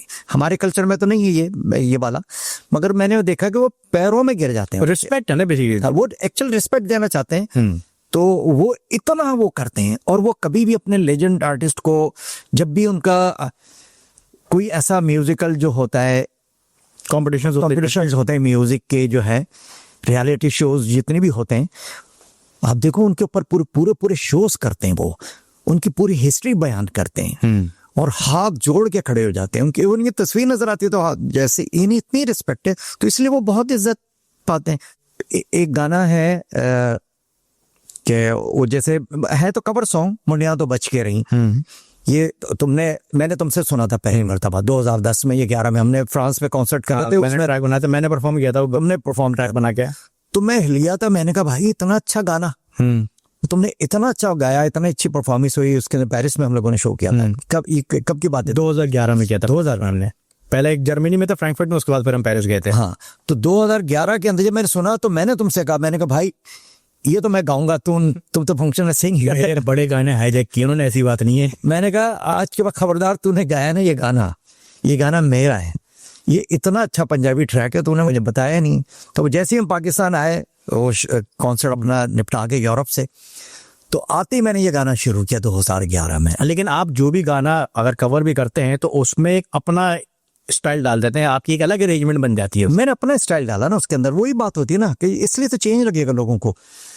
आके अभी पिछले 1-1.5 साल से आतिफ असलम उसको गा रहे हैं स्टेज के पर, अच्छा कर रहे हैं। आतिफ असलम इतना बड़ा नाम है, वो कुछ ही करे लोग खत्म हो जाता है। ये एक टाइम होता है, नेचुरल बात है। हाँ, ये दौर होता है, तो वो इस टाइम, और अच्छे आर्टिस्ट भी है वो, आतिफ अच्छा भी कर रहा है वो, तो परफॉर्मर भी अब परफॉर्म भी करने लगा। पहले खड़े गाते थे, थोड़ी सी मैं देखता हूँ ग्रोथ जर्नी। अच्छा, इस गाने के बाद से वो परफॉर्म करने लगा है। और मुझे भी थोड़े दिन पता चला है कि वही उसी टाइप से, उसी ट्रैक से, वही जो हमने आया लाइव परफॉर्मेंस का स्टाइल है। फिर मुझे पता चला कि वहां पे एक जासूस हमने छोड़ा हुआ था, उसने मकबरी की, किसने कहा आपको पता है गाने की स्टोरी? मैंने कहा नहीं। कह रहा आतिफ असलम को कहा गया, वो रेलसेल हो रही थी और ये वो उनको बताया गया यार ये गाना आप जो है ना, तो उसने कहा कि यार वो सलीम जावेद गाते हैं और बहुत हिट होता है ये गाना, कोई नहीं गाता। तो मेरा वीडियो दिखाया गया आतिफ असलम को कि ये देखें, उसने पूरा खामोशी से वीडियो देखा, उसने कहा करते हैं। ट्रैक बनाया गया, कुछ म्यूजिक बनाया गया, उसने कहा अभी गाते हैं। तो वो गा रहे हैं, लोग लाइक भी कर रहे हैं, क्योंकि आतिफ असलम की वैसे ही इतनी लाइकिंग है, तो वो अच्छा लग रहा है मुझे। तो इसमें कोई मैं शिकवा में नहीं कह रहा हूँ भाई, आतिफ ये हाँ कोई चुगली नहीं कर रहा भाई मैं, ये अच्छा लग रहा मुझे, तुम अच्छा कर रहे हो, उसको अच्छा परफॉर्म कर रहे हो, लोगों को बताने के लिए कि हमने बहुत सारी चीजें की हैं, उसका ड्यू क्रेडिट नहीं आ रहा। हाँ वो आ नहीं रहा, ना वो बता रहे हैं ना कुछ बता रहे हैं, तो खुद बताना पड़ रहा है। वो तो कोई भी नहीं बताएगा ये कोई भी जो मैं सारे जितने भी सुन रहे हैं जो ये हिट हो चुके हैं, जो ये जैसे मेरा स्टाइल है पब्लिक को गवाना, साथ साथ रुक जाना माइक पे, पब्लिक गा रही, और ये शुरू ही मैंने किया था कॉर्डलेस से, ऑडियंस में जाता था, ऑडियंस गाती थी मेरे साथ साथ, जुगनी ये पार्ट बिल्कुल ऐसे ही है ना। तो ये स्टाइल गा रहे थे, तो ये मैंने शुरू किया है। अब मैं इसका ढंडोरा पीटता हूँ यार, ये सब मेरी स्टाइल में कर रहे हैं, ये कर रहे हैं, मतलब होगा, मगर वहां से कुछ जिक्र नहीं हो रहा। मैं आलमगीर साहब का इतना जिक्र करता हूँ क्योंकि हालांकि उनसे मैंने कुछ सीखा नहीं है, मगर हमारे इंडस्ट्री के सबसे बड़ा पॉप स्टार वही था, पायनियर वो है पॉप। हमने उन्हें देख के शौक हुआ हमें, है ना।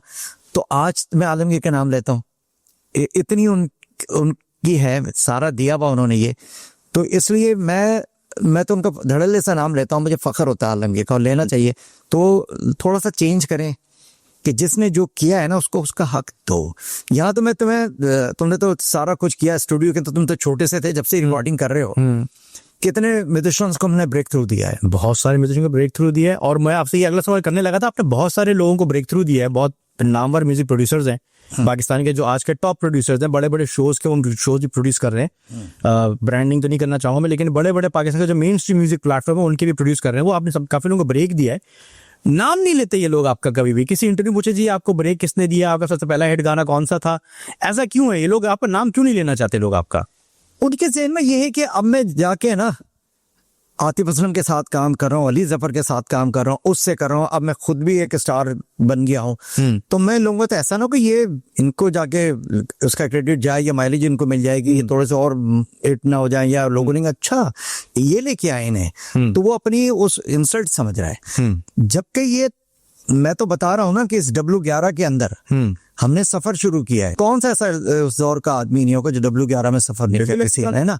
और W11 में सफर किया हमने, और बल्कि एक तो ये कभी एक दफा तो ऐसा भी हुआ कि मुख्तलिफ W11 में ये बस के इंतजामी सफर करते हैं, 1 किलोमीटर के हिसाब से पैसे होते हैं, इस जगह के इतने पैसे इतने आ गए हैं। तो एक दफा मेरे पास पैसे ही नहीं थे, इतने से पैसे थे, वापस भी आना था, तो मैंने एक जगह जाना था, तो मैं पैसे कम थे, वहां तक की मेरी रेंज थी उसकी, आगे जाता तो मुझे पैसे ज्यादा देने पड़ते उसको, तो वापस नहीं आ सकता था मैं, यानी गुर्बत का हाल बता रहा हूँ, हो जाता कभी कभी। तो मैं एक स्टॉप पहले उतर गया, पैदल गया दूसरे स्टॉप तक, वहां तक। तो कितना लंबा सफर था ये पैदल? कम से कम कोई 2 किलोमीटर का तो होगा, वाह, 2-2.5 किलोमीटर में पैदल चल के वहां पे गया हूँ। यानी ये भी दौर देखा हमने, और मैं तो इस फख्र से बता रहा हूँ कि ये चीजें हुई हैं। आज सब कुछ है, हमारे वालिदैन ने हमें जो कुछ मिलना था वो बेचारे उनके पास था, माँ बाप जो बेस्ट कर सकते हैं वो करते हैं, जो उनके पास था उन्होंने वो किया, है ना। तो अब हम अपने वालिदैन को, हमारे पास जो था हमने तुम लोगों के लिए किया, तुम्हें जो तुम्हारी ख्वाहिश थी पूरी की कर रहे हैं। तुम्हारी ख्वाहिश थी कि बाहर मैंने पढ़ना है, बाहर जाना, कनाडा जाना, या मैं ठीक है जाओ, तुम्हारा दूसरा बड़ा भाई फिर मैं UK में पढ़ना है, मैंने जाओ भाई। तो ये तुम्हारे नसीब थे, वो हमारा टाइम था, मगर अल्लाह ने हमें दे दिया, हमें दिया तो हमने तुम्हें दिया, अल्हम्दुलिल्लाह। या हो सकता है तुम्हारे नसीब इतने अच्छे हो कि अल्लाह ने हमें इसलिए दिया हो कि तुम्हारी जिंदगी अच्छी होने वाली थी। सीरियस बातें बहुत हो गई, मैं चाह रहा हूँ थोड़ा सा मजाक और फन थोड़ा सेगमेंट हो जाए। एक सेगमेंट हमारा, उसका नाम है लेजेंड वर्सेस लेजेंड। इसमें आपको 2 नाम दिए जाएंगे और आपने उसमें से एक नाम करना है साइड में, और सारे इनके दोस्त हैं, तो मजा तो जब आएगा जब ये उनके पास जाएंगे तो वो सवाल करेंगे भाई तुमने मुझे साइड में क्यों किया। ठीक है जी, एक तो समझ लो कि साइड में भी जाएगा मुझसे, वैसे ही मेरे से खपा रहते हैं कुछ लोग। अभी तो फड्डे और होंगे, रुको तो। चले जी, लेजेंड वर्सेस लेजेंड, 2 नाम लूंगा, एक रुकेगा एक जाएगा। आलमगीर या मोहम्मद अली शेखी? आलमगीर, इधर क्लियर है, आलमगीर सब रुकेंगे, ठीक है जी। आलमगीर या हसन जहांगीर? आलमगीर या हसन जहांगीर? यार हसन भी है, भाई है, मगर आलमगीर तो आलमगीर है, आप माइनस नहीं कर सकते हसन जहांगीर को। हसन जहांगीर ने भी एक बहुत बड़ा हिट दिया है वर्ल्ड को, तो उसको माइनस नहीं कर सकते आप। आज तक हिट है, आज तक हिट है, वो नाम ऐसा जोड़ दिया उसके साथ, मैं ये नहीं कर सकता। क्योंकि आलमगीर अभी आगे और मुश्किल डालने वाला हूँ। तो मैं क्योंकि आलमगीर को ही देख के हमने किया है, तो वो तो बाबा है हमारे, तो आलमगीर। ठीक है, अभी आगे और मुश्किल डालूंगा। आलमगीर या जोहेब हसन? ओए दोनों पायनियर्स में से बॉस। क्योंकि आलमगीर तो आलमगीर है, एक मगर बॉस। नहीं, जोहेब हसन ने जो है ना, क्योंकि बाद में आया जोहेब हसन, और नाजिया जोहेब ने जो ट्रेंड दिया है Oh, yes. दुनिया को, म्यूजिक दिया है जो, अगर इंटरनेशनल लेवल पे जाके नाजिया जोहेब को, अब जोहेब को माइनस नहीं कर सकते, अगर अब ना चाहते हुए भी मैं कहूंगा कि जोहेब हसन। जोहेब हसन, चलिए जी, ठीक है। जोहेब हसन या तहसीन जावेद? ओए होए, तहसीन तो मेरा बड़ा भाई, तो प्यार मोहब्बत में अपने भाई को उसकी हाथ जोड़ के तहसीन भाई के साथ माफी। जोहेब हसन। जोहेब हसन। जोहेब हसन या अली हैदर?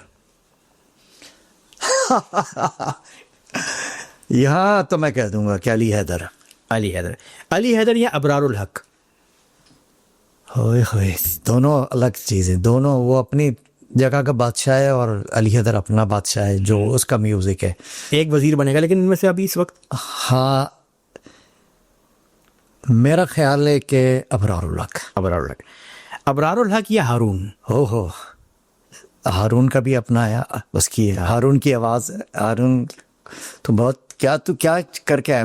मैं लड़वाने के मूड में हूँ। मैंने कहा आज बता रहा हूँ ना, मैं मूड पे इरादे से आया हूँ। मैंने कहा पकड़ते आड़े लेता नहीं है कोई को, आज लूंगा मैं। ये तो बाकी मैंने ये इस टाइप के स्टाइल देखा है, इस टाइप का राउंड फंसाने के लिए यही होता है ये असल। मगर ये वाला राउंड बहुत ही वो है। तुम उनके नाम ले रहे हो जिनसे मेरी दोस्ती भी है, बड़ा प्यार मोहब्बत भी है। अबरारुल हक। अबरारुल हक। अबरारुल हक या फाखिर? ओह यार, ये तो मुश्किल है, क्योंकि फाखिर ने भी एक नया साउंड दिया, नया दिया, और बहुत बड़ा उसका वो है म्यूजिक। उसने आवाज के टाइम से अपना सोलो कैरियर जब शुरू किया, और अबरार को माइनस करना भी बहुत बड़ा जुल्म है, क्योंकि वो एक पंजाबी पॉप इंडस्ट्री के अंदर पाकिस्तान का लेजेंड, स्टार। मगर क्योंकि टेक्निकली चीजें हैं फाखिर के साथ, फाखिर बहुत टेक्निकल आदमी है, प्रोडक्शन में बहुत हाँ, उसने म्यूजिक अपना एक डिफरेंट है। अबरार को देख खास स्टाइल है ना, वो उसी में चल रहा है और वो चल पड़ा। मगर फाखिर की साउंड म्यूजिक को ये वो, मैं जाऊंगा फाखिर के साथ। फाखिर भाई, चलेंगे फाखिर जी का। अच्छा जी, फाखिर या सजाद अली? ओह, तो ये तो क्लियर है, सजाद अली। चले जी, जो फिनाले है ना वो गले आने वाला है। सजाद अली या शफकत अमानत अली? हाँ शफकत भाई, माफी चाहता हूँ, सजाद अली। अच्छा, कोई खास वजह? सज्जाद, देखें, सज्जाद ने बहुत पहले 84 से लेके आज तक वो कुछ ना कुछ करता रहा है ना, और वो उसके साथ जो सबसे उसको जो क्रेडिट जा रहा है ना, सज्जाद अली को, जो मैं नाम ले रहा हूँ, शफकत को मैं वो नहीं कर रहा कि शफकत अमानत अली इंडिया की वजह से लोग जानने लगे। इंडिया में जब फिल्म में गाना आया तो शफकत अमानत अली, शफकत तो बहुत अरसे से पहले, बेसिकली हाँ, और पहले पाकिस्तान में अच्छा गाते थे, वो शुरू से ही अच्छा सिंगर है शफकत अमानत अली, और बड़े बाप का बेटा है ना, बिल्कुल। तो बड़ा घराना है, तो उसमें आप उनको ये तो नहीं कर सकते साइड शफकत अमानत अली को। मगर सज्जाद अली, आज जो मेरे को 40 साल हो गए, 40-42 साल हो गए उसको हिट, सुपर हिट हुए, उसने बहुत म्यूजिक दी है, बहुत ट्रेंड चेंज किया, बहुत ट्रेंड सेटर भी कह सकते हैं आप उसको। बहुत काम है सज्जाद के पीछे, और इंडिया की छाप नहीं है उसके ऊपर, वो प्योर मेड इन पाकिस्तान है सज्जाद अली। तो मैं कहूँगा कि शफकत भाई, आपकी इज्जत, रिस्पेक्ट बहुत दिल में, बहुत प्यार मोहब्बत भी मेरा आपसे, मगर सज्जाद अली। सज्जाद अली। चलिए जी, ये जो हमारा लेजेंड वर्सेस लेजेंड राउंड है, ये वो सज्जाद भाई जीत चुके हैं। कांग्रेचुलेशन सज्जाद भाई, वैसे आपको जीत की जरूरत नहीं है, आप तो किंग मेकर हैं, but round is round. Okay जी, तो अगला हमारा जो सेगमेंट है उसका नाम है डबल ए डबल ए, क्योंकि हम बस में बैठे हुए तो डबल ए डबल ए तो बनता ही है ना भाई। तो डबल ए डबल ए में चक्कर ये है कि आपने फौरन जवाब देना है, it's like a rapid fire. ठीक है जी, पहला सवाल ये, लोग कहते हैं खासतौर पर म्यूजिशियंस कि आप स्टूडियो में बहुत ज्यादा स्ट्रिक्ट हैं, ये बात सच है या झूठ? सच है, बिल्कुल, क्योंकि वहाँ मजबूरी होती है, मुझे अच्छा साउंड चाहिए था, अच्छा कुछ चाहिए होता है, तो इसलिए मैं बहुत सख्त स्टूडियो के अंदर हूँ। इस बात की गारंटी मैं भी दे सकता हूँ वैसे। हाँ, तो तुम्हारा मेरा बहुत झगड़ा हुआ इस बार। बहुत झगड़े हुए हैं, वो किसी दूसरे पॉडकास्ट में बर्थडे डिस्कस करेंगे। तो तुम नाराज हो जाते थे, तुम करते ये थे कि फिर बात नहीं करते थे, वो तुम्हें एकदम लग जाता था। मगर वो दूसरे जाहिर सी बात है कि वो नहीं, लेकिन इंप्रूवमेंट आती है फिर उस चीज़ की, ऑब्वियसली तो मैं आई है, मैं तुम्हारा समझ लो कि मैंने काम तुम नहीं किया है, मगर वो फिनिशिंग टचेस जो आप करवाते हैं ना, वो बहुत मैटर करते हैं। मैं जो चीज सुन के तुम्हें बताता हूँ ना कि ये है, इसमें ये चाहिए। हाँ। हमारे बलूची गाने में भी ये सब कुछ ऐसे ही फाइनल टचेस मिक्सिंग के आपने करवाया। मैंने कहा ये फॉल्ट है तुम्हारे। हाँ, तो आप तुम जो सोचो, मैं इतनी मेहनत सीखी यार, मैं तो ऑडियो इंजीनियर हूँ वो बाकायदा। साइकोलॉजिकल होता है कि हाँ जी मैंने इतना टाइम लगाया इसके मैं ऊपर। तो इंजीनियरिंग करके आया हूँ बाहर से, और एकेडमी में पढ़ के आया हूँ मैं तो, और ये आदमी मेरे काम में वो कीड़े निकल रहा है। मगर वो तुम देखो, उसको जब चीज करते हो, वो फिनिशिंग टचेस से रिजल्ट उसका और क्या बेहतर हो गया। वीडियो का भी यही होता है, जब मैं एडिटिंग में बैठते हैं, ऑडियो सुनते हैं, तो ये फिनिशिंग टचेस कान ट्यून हो चुके होते हैं आपके उस साउंड की। जाहिर है, जब आपको वो कान एक्सेप्ट कर रहे हो, मजा आ रहा हो ना, जब आपका दिल यहाँ पे वो हो रहा हो, तो दूसरों को भी आएगा। जब आपको नहीं फील है तो बाकी ऐसी होगा। डबल ए गाड़ी स्टॉप पर रुकी थी, आगे दोबारा बढ़ाएंगे। डबल ए, आप मीडिया में नहीं आना चाहते थे, हादसाती तौर पे आ गए, यही बात सच है? हाँ, मैं आना तो चाहता था, मगर तुम्हारे जो दादाजी थे ना, वो बहुत सख्त थे। यानी म्यूजिक के तो बहुत ही ज्यादा खिलाफ थे वो। कोई ऐसी चीज नहीं थी, यानी वो अपने घर में टीवी तक नहीं लेके आए थे। हालांकि हम सुनने के लिए, देखने के लिए पड़ोस में जाना पड़ता था मजबूरन। हालांकि सबके घर में टीवी आ चुका था, इतने पुराने नहीं है भाई हम लोग। हाँ, तो आ चुका था टीवी। तो मगर दादाजी आपके वो नहीं चाहते थे कि मेरे घर के अंदर कोई ऐसी चीज़ आए। वो बहुत बुरा समझते थे कि बच्चे म्यूजिक सुने, कुछ सुने, गाने देखें, ये देखें। हालांकि उस टाइम के इतने वो मतलब लोग भाग के शादी करते हैं, हमने भाग के म्यूजिक किया है। हाँ, म्यूजिक रिकॉर्डिंग आपको पुराने जमाने की एनालॉग जो रिकॉर्डिंग होती थी वो पसंद है, उसका साउंड ज्यादा पसंद है, या डिजिटल जो नए दौर में वो कंप्यूटर पर हो रही है वो ज्यादा पसंद है? उसकी डेप्थ बहुत होती थी। जैसे 24 ट्रैक पे मेरे पे भी ये भी जाता। पाकिस्तान में पहली दफ़ा जब 24 ट्रैक रिकॉर्डिंग स्टूडियो बना शालीमार, तो पहला एल्बम मेरा रिकॉर्ड हुआ था कि वो टेप का अपना मजा था। मगर जो अब मजा है ना, जो अब चीजें आ गई हैं, क्योंकि अब दौर चेंज, ऑप्शंस बहुत मिल गए ना, ऑप्शंस बहुत हैं, तो अब बहुत ज्यादा मजा आता है। पहले मिक्सर पे तुम्हें पता है क्या होता था? मिक्सर एनालॉग मिक्सर होता था, तो अब एक मिक्सर के अंदर 4 चीजें बजी हुई हैं, तो 4 आदमी 5 आदमी खड़े होते थे वॉल्यूम पे। जब यहाँ पर आई ये जगह तो नीचे करना, आपने ऊपर कर देना, तूने इसको पीछे करना, इसको यानी 6 आदमी मिक्सर पे टूटे हुए, रियल टाइम। ये रियल टाइम हम जाके करते हैं, आने वाला वो आगे बढ़ा दिया, और बस ये पीछे कर दिया। ये इसका एक अपना मजा था। मगर अब जाहिर सी बात है कि वो दौर था, मगर ये दौर बहुत बेहतर है। बेशुमार ऐसे लोग आ गए जो कभी नहीं आ सकते थे। अच्छा, हाँ, जो सिंगर बन गए हैं अब। समझ तो गए होंगे आप लोग। अब तो वो भी आ गए हैं जो AI की मदद से, जिन्हें बोलना नहीं आता, वो गाना गा रहे हैं। क्या बात है, क्या बात है। अच्छा जी, मीनिंगफुल शायरी और डेप्थ वाला म्यूजिक, या फिर बच्चों वाली शायरी लेकिन कैची हुक लाइन होनी चाहिए उसकी? डिपेंड करता है कि कभी कभी मैंने ये देखा है कि बच्चों वाली शायरी और म्यूजिक उसका मजेदार है ना, और वो हिट हो जाता है। आप क्या प्रेफर करेंगे? मगर मैं चाहूंगा कि शायरी अच्छा होना चाहिए, क्योंकि वो तो उसी टाइम हिट होगा। जो ऐसे बच्चों वाले गाने होते हैं ना, वो हिट हो गया, म्यूजिक अच्छा था, सब कुछ हो गया, मगर वो 6 महीने के अंदर आपका ऐसा दिल भरेगा उससे, लाइफ नहीं है उसकी। हाँ, उसकी लाइफ नहीं है। तो आप पूरा पैकेज दें, यानी गाना भी अच्छा हो और उसकी शायरी भी अच्छी हो, तो वो फिट रहता है, सालों रहता है। जैसे आज तक हमारे 40 साल हो गए तो गाने खड़े हुए ना हमारे उसके ऊपर, और भी दूसरे लोगों के हमारे। ओवरनाइट फेम मिलना चाहिए, या बंदे को मेहनत करके थोड़ा थोड़ा करके मिलना चाहिए? थोड़ा थोड़ा करके मिलना चाहिए। मैं नहीं समझता, ये तो अब किस्मत की बात होती है। आजकल तब दौर इतना फास्ट हो गया है कि एक रात में ही बन जाता है सिंगर। आया और वायरल हुआ। मैंने ऐसे लोगों को देखा है कि जो एक वीक के अंदर ही सुपरस्टार बन गए हैं जी। पता चला क्या भाई, 30 मिलियन व्यूज हैं जी इनके गाने के ऊपर। ऐसा भी हुआ है, मगर वो भी ठीक होता है। मगर बेहतर ये होता है कि आप स्ट्रगल करें थोड़ी सी, थोड़ा सा सीखने का भी मौका मिल जाता है उसे स्ट्रगल में। बेशुमार सिंगर है, हिट तो एक हफ्ते में हो गया, एक रात में हो गया। उसको स्टेज पे जब बुलाया तो वो जहाँ पे वो प्लेबैक कर रहा है, यानी लिपसिंग कर रहा है वो, और जब साथ साथ वो गाता भी उसके ऊपर, तो वो एक अलग आवाज आ रही होती है उसकी। और उस गाने के बाद दूसरा गाना नहीं है फिर उसके बाद। क्या बात? वो तो ये एक, मैं नहीं समझता कि ये अच्छी चीज है। जो लोग मेहनत करके आते हैं ना, वो लॉन्ग लास्टिंग होता है। लॉन्ग लास्टिंग भी होते हैं और फिर वो उस काम की कदर भी करते हैं कि उसको बड़ी मेहनत से हासिल किया होता है।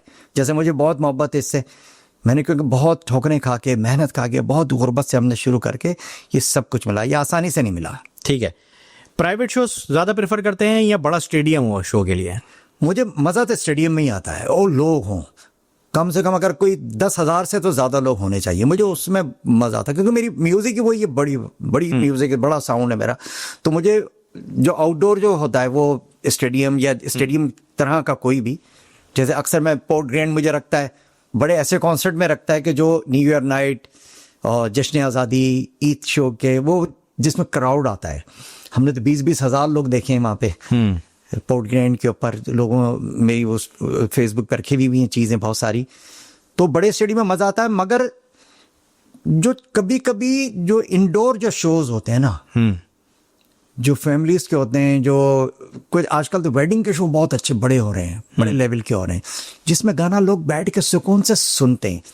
कॉन्सर्ट में तो होता ना कि वो कहते हैं भाई नाचना है बस। हाँ, इक्का दुक्का गाने पे वो साथ साथ गा लेते हैं, वो कहते हैं हमें साउंड वो दें जिसमें हम लोग उछलते रहें। कॉन्सर्ट का ये जो लोग इंडोर होता है, जिसमें कम लोग होते हैं, वो चाहते हैं कि यार हमें गाना भी। वो लिसनर्स होते हैं। आप टीवी पे, पीटीवी पे खासतौर पर पाकिस्तान में बैन लगा था, कि ये बात सच है?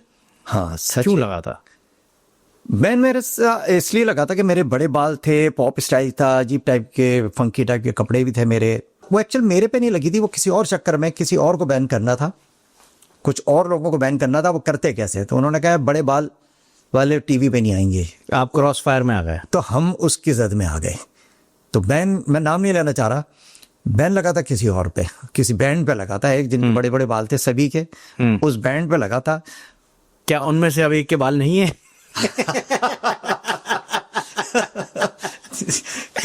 हाँ, पहुंच तो गए होंगे आप लोग। यही तो मेरा काम है। कोई सुपर पावर मिलेगी तो कौन सी सुपर पावर लेना चाहेंगे, और सुपर पावर से क्या चेंज करना चाहेंगे? जो हूँ वो ठीक है, सुपर पावर में नुकसान ही होगा, जिम्मेदारियां और बढ़ जाएंगी। बस ठीक है, जिम्मेदारी बढ़ जाएंगी, ये बात तो बिल्कुल ठीक बोलिए।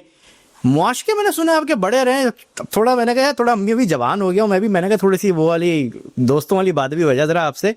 शीला मैंने सुना है कोई पीछे लग गई थी आपके किसी जमाने के अंदर, और क्या अम्मी को पता ही है बात कि शीला आपके पीछे लगी हुई थी किसी जमाने में? शीला की कहानी क्या, मैंने बड़ी लोगों से सुना है, वो मुझे बताते नहीं है खुल के कोई भी। आज आप बता दें मुझे, माइक पे कैमरे पे बैठ गई। शीला की कहानी नहीं है, शीला की जवानी है। अच्छा, अभी भी जवान है वो? अब तो बेचारी दुनिया से रुखसत हो चुकी है, वो जा चुकी है। इश्क अभी तक तड़प रहा है इनका, वो दुनिया में नहीं है अब वो शीला। अच्छा, और कौन थी शीला? वो उससे वाकई बहुत मोहब्बत थी मुझे, बहुत ज्यादा प्यार था मेरा उससे। किसी शो में पीछे लग गई थे आपके? हाँ, एक ये शो पे लग गई थी पीछे, एक जगह में था। सेनेटर जाहिद अख्तर साहब थे हमारे, दुनिया में नहीं है, अल्लाह उनकी बख्शिश करे, आमीन। अब उनके बच्चे हैं, मूवीज उनका बेटा है, उससे अक्सर जिक्र होता रहता है। ये मैं बता दूं लोगों को, मैं इंटरव्यू में बता चुका हूँ, लोग समझ भी गए शीला की, हम किस शीला की बात कर रहे हैं। शीला फीमेल टाइगर का नाम है। तो मैं एक जमाने में शीला एक कवर सॉन्ग के तौर पे मैं गाना गाता था, शीला मिलेंगे हम आधी रात के बाद। तो वो शीला टाइगर, उनको शौक था जाहिद अख्तर साहब को शेर पालने का, तो उनके घर में 3-4 शेर घूमते रहते थे। तो शीला तो फीमेल टाइगर थी, वो चीता। तो वो उस टाइम मेरा ख्याल को एक साल या 2 साल की थी या 1.5 साल की। तो उसको बांध दिया था उन्होंने कि उनके घर में कोई शादी का शो था, फंक्शन था। तो उन्होंने, मैंने शीला जब गाया तो वो पिंजरे के अंदर बंद थी, तो वो उसने शोर में जाना शुरू कर दिया, खोलो भाई।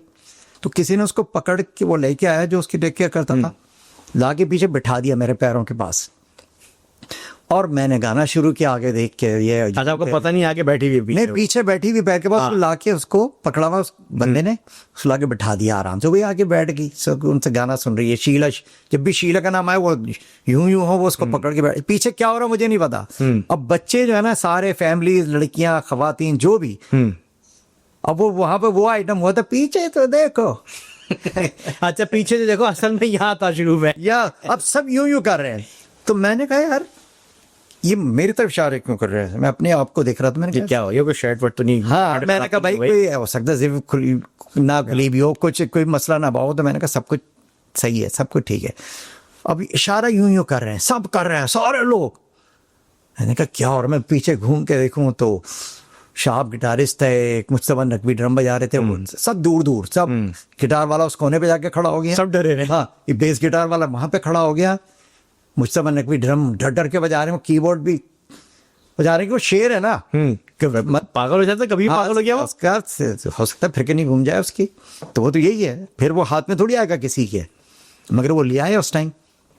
तो जब मैंने थोड़ा सा मैं पीछे हटा ना, तो उसके सर पे मेरा पैर लगा, उसने मेरा ऐसे पैर पकड़ लिया ना, जब मैंने कि किसी ने पकड़ा, तो अब शेर तो शेर ही है ना, मुझे तो कहानी ओ अच्छा, मैं डर गया एकदम ना, मैंने कहा भाई ये क्या है, वो खड़ी हो गई ना वो उसको, अब मैं जब उछल के पब्लिक में कूद गया, भाग गया, तो वो जब इनकी एक नेचर होती है, इनकी ना एक फितरत होती है कि जब आप भागते हैं ना तो ये आपके पीछे भागेंगे, भले नहीं मारेंगे आपको मगर आपके पीछे लगते हैं। स्पोर्ट है उनके लिए वो है उनकी, वो मेरे पीछे, मैं पब्लिक में, और पब्लिक में शीला, मैं नीचे, ये ऊपर, धाड़ बाड़ पूरा फंक्शन।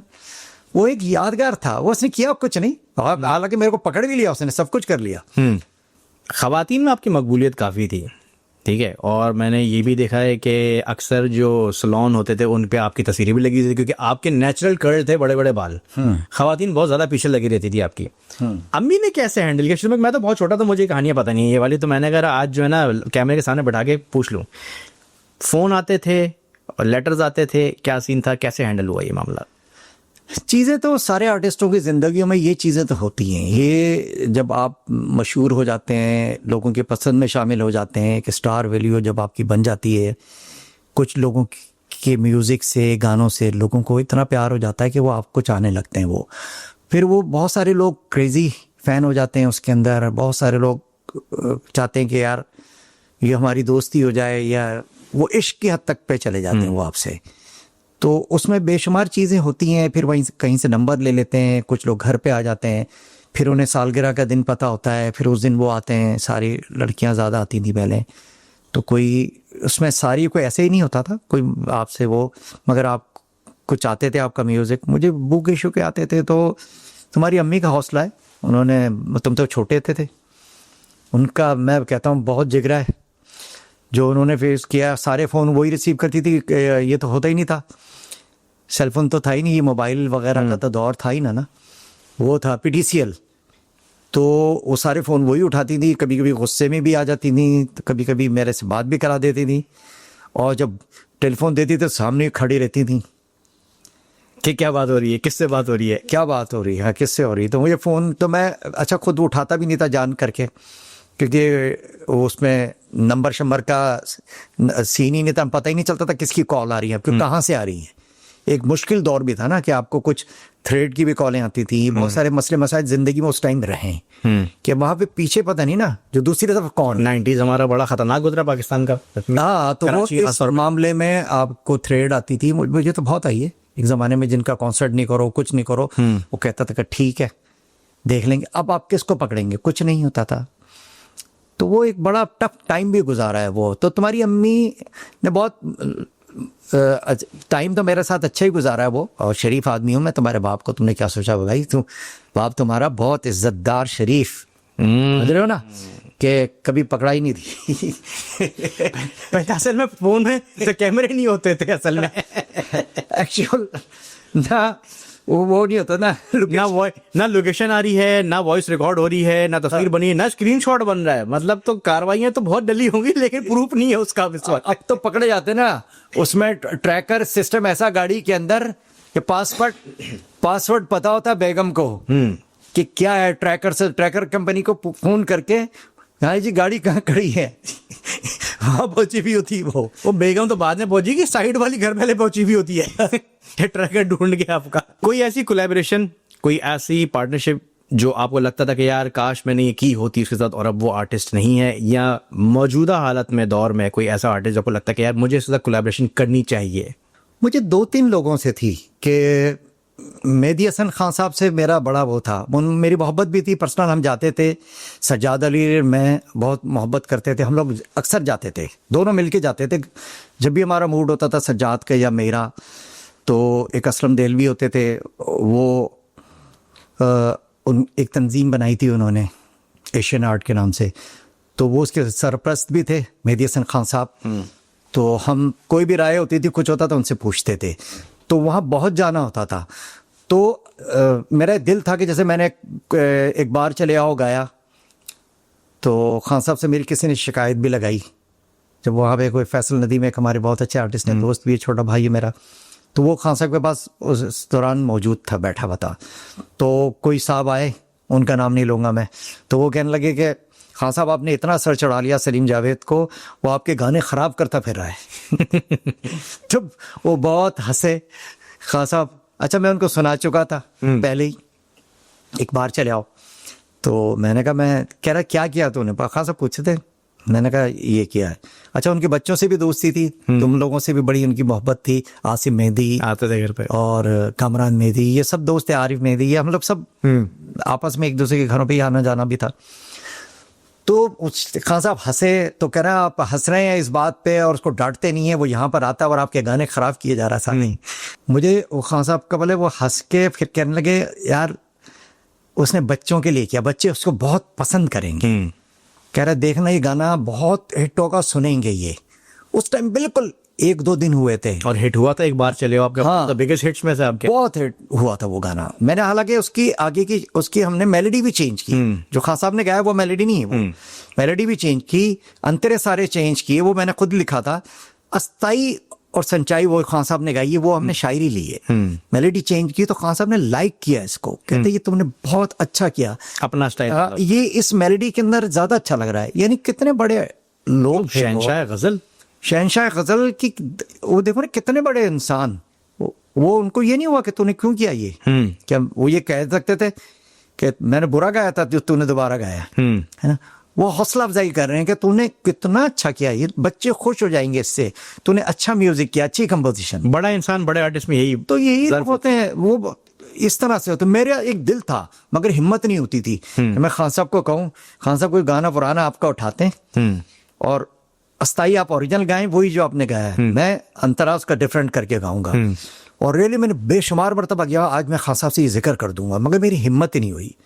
मैंने कहा यार मैं कहाँ, कितने बड़े गायक, कितने बड़े ये, मैं इनको कैसे बोलूं? तो मैंने कहा नहीं यार, मैं इस लायक ही नहीं हूं कि मैं इनके साथ गाऊं, इतना बड़ा आदमी नहीं हूं मैं। तो बस वो फिर मेरी ख्वाहिश दिल में रह गई, तो ये ख्वाहिश थी। सही।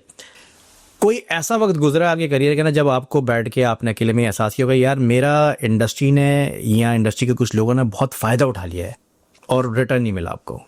बहुत सारी चीज़ें हैं जो मैं डिजर्व करता था, डिपेंड करता हूँ, अल्लाह से मांगता हूँ। जो चीज़ मुझे चाहिए होती है ना, मैं लोगों के दरवाज़ों पे नहीं जाता, ना लोगों से ना सोर्स लगवाता हूँ। मेरे में ये अंदर मेरा खून ही नहीं है, मेरा ये वाला कि मैं किसी से रिक्वेस्ट करूँ या किसी से कहूँ कि यार लॉबी बनाऊँ अपने, किसी से कि होता ना कि यार अपना ग्रुप बनाओ, अपनी लॉबी ग्रुप बनाओ जाके यार। हालांकि सारे जो इस टाइम लोग हैं वो सब दोस्त हैं, बहुत इज्जत करते हैं, रिस्पेक्ट करते हैं, मगर मैं बोलता हूँ कि वो अवार्ड ही क्या हुआ जो आपने मांग के लिया, जो आपने सोर्स लगा के लिया, जो कुछ लिया। मैंने तो बहुत कुछ, इस पाकिस्तान को लोग बात करते ही नहीं है आज। यानी इंडस्ट्री के अंदर जो 80% जो चीज़ें हो रही है ना स्टेज के ऊपर, वो मेरी हो रही हैं, आपने इंट्रोड्यूस कर, मैंने इंट्रोड्यूस की है, वो हो रही है।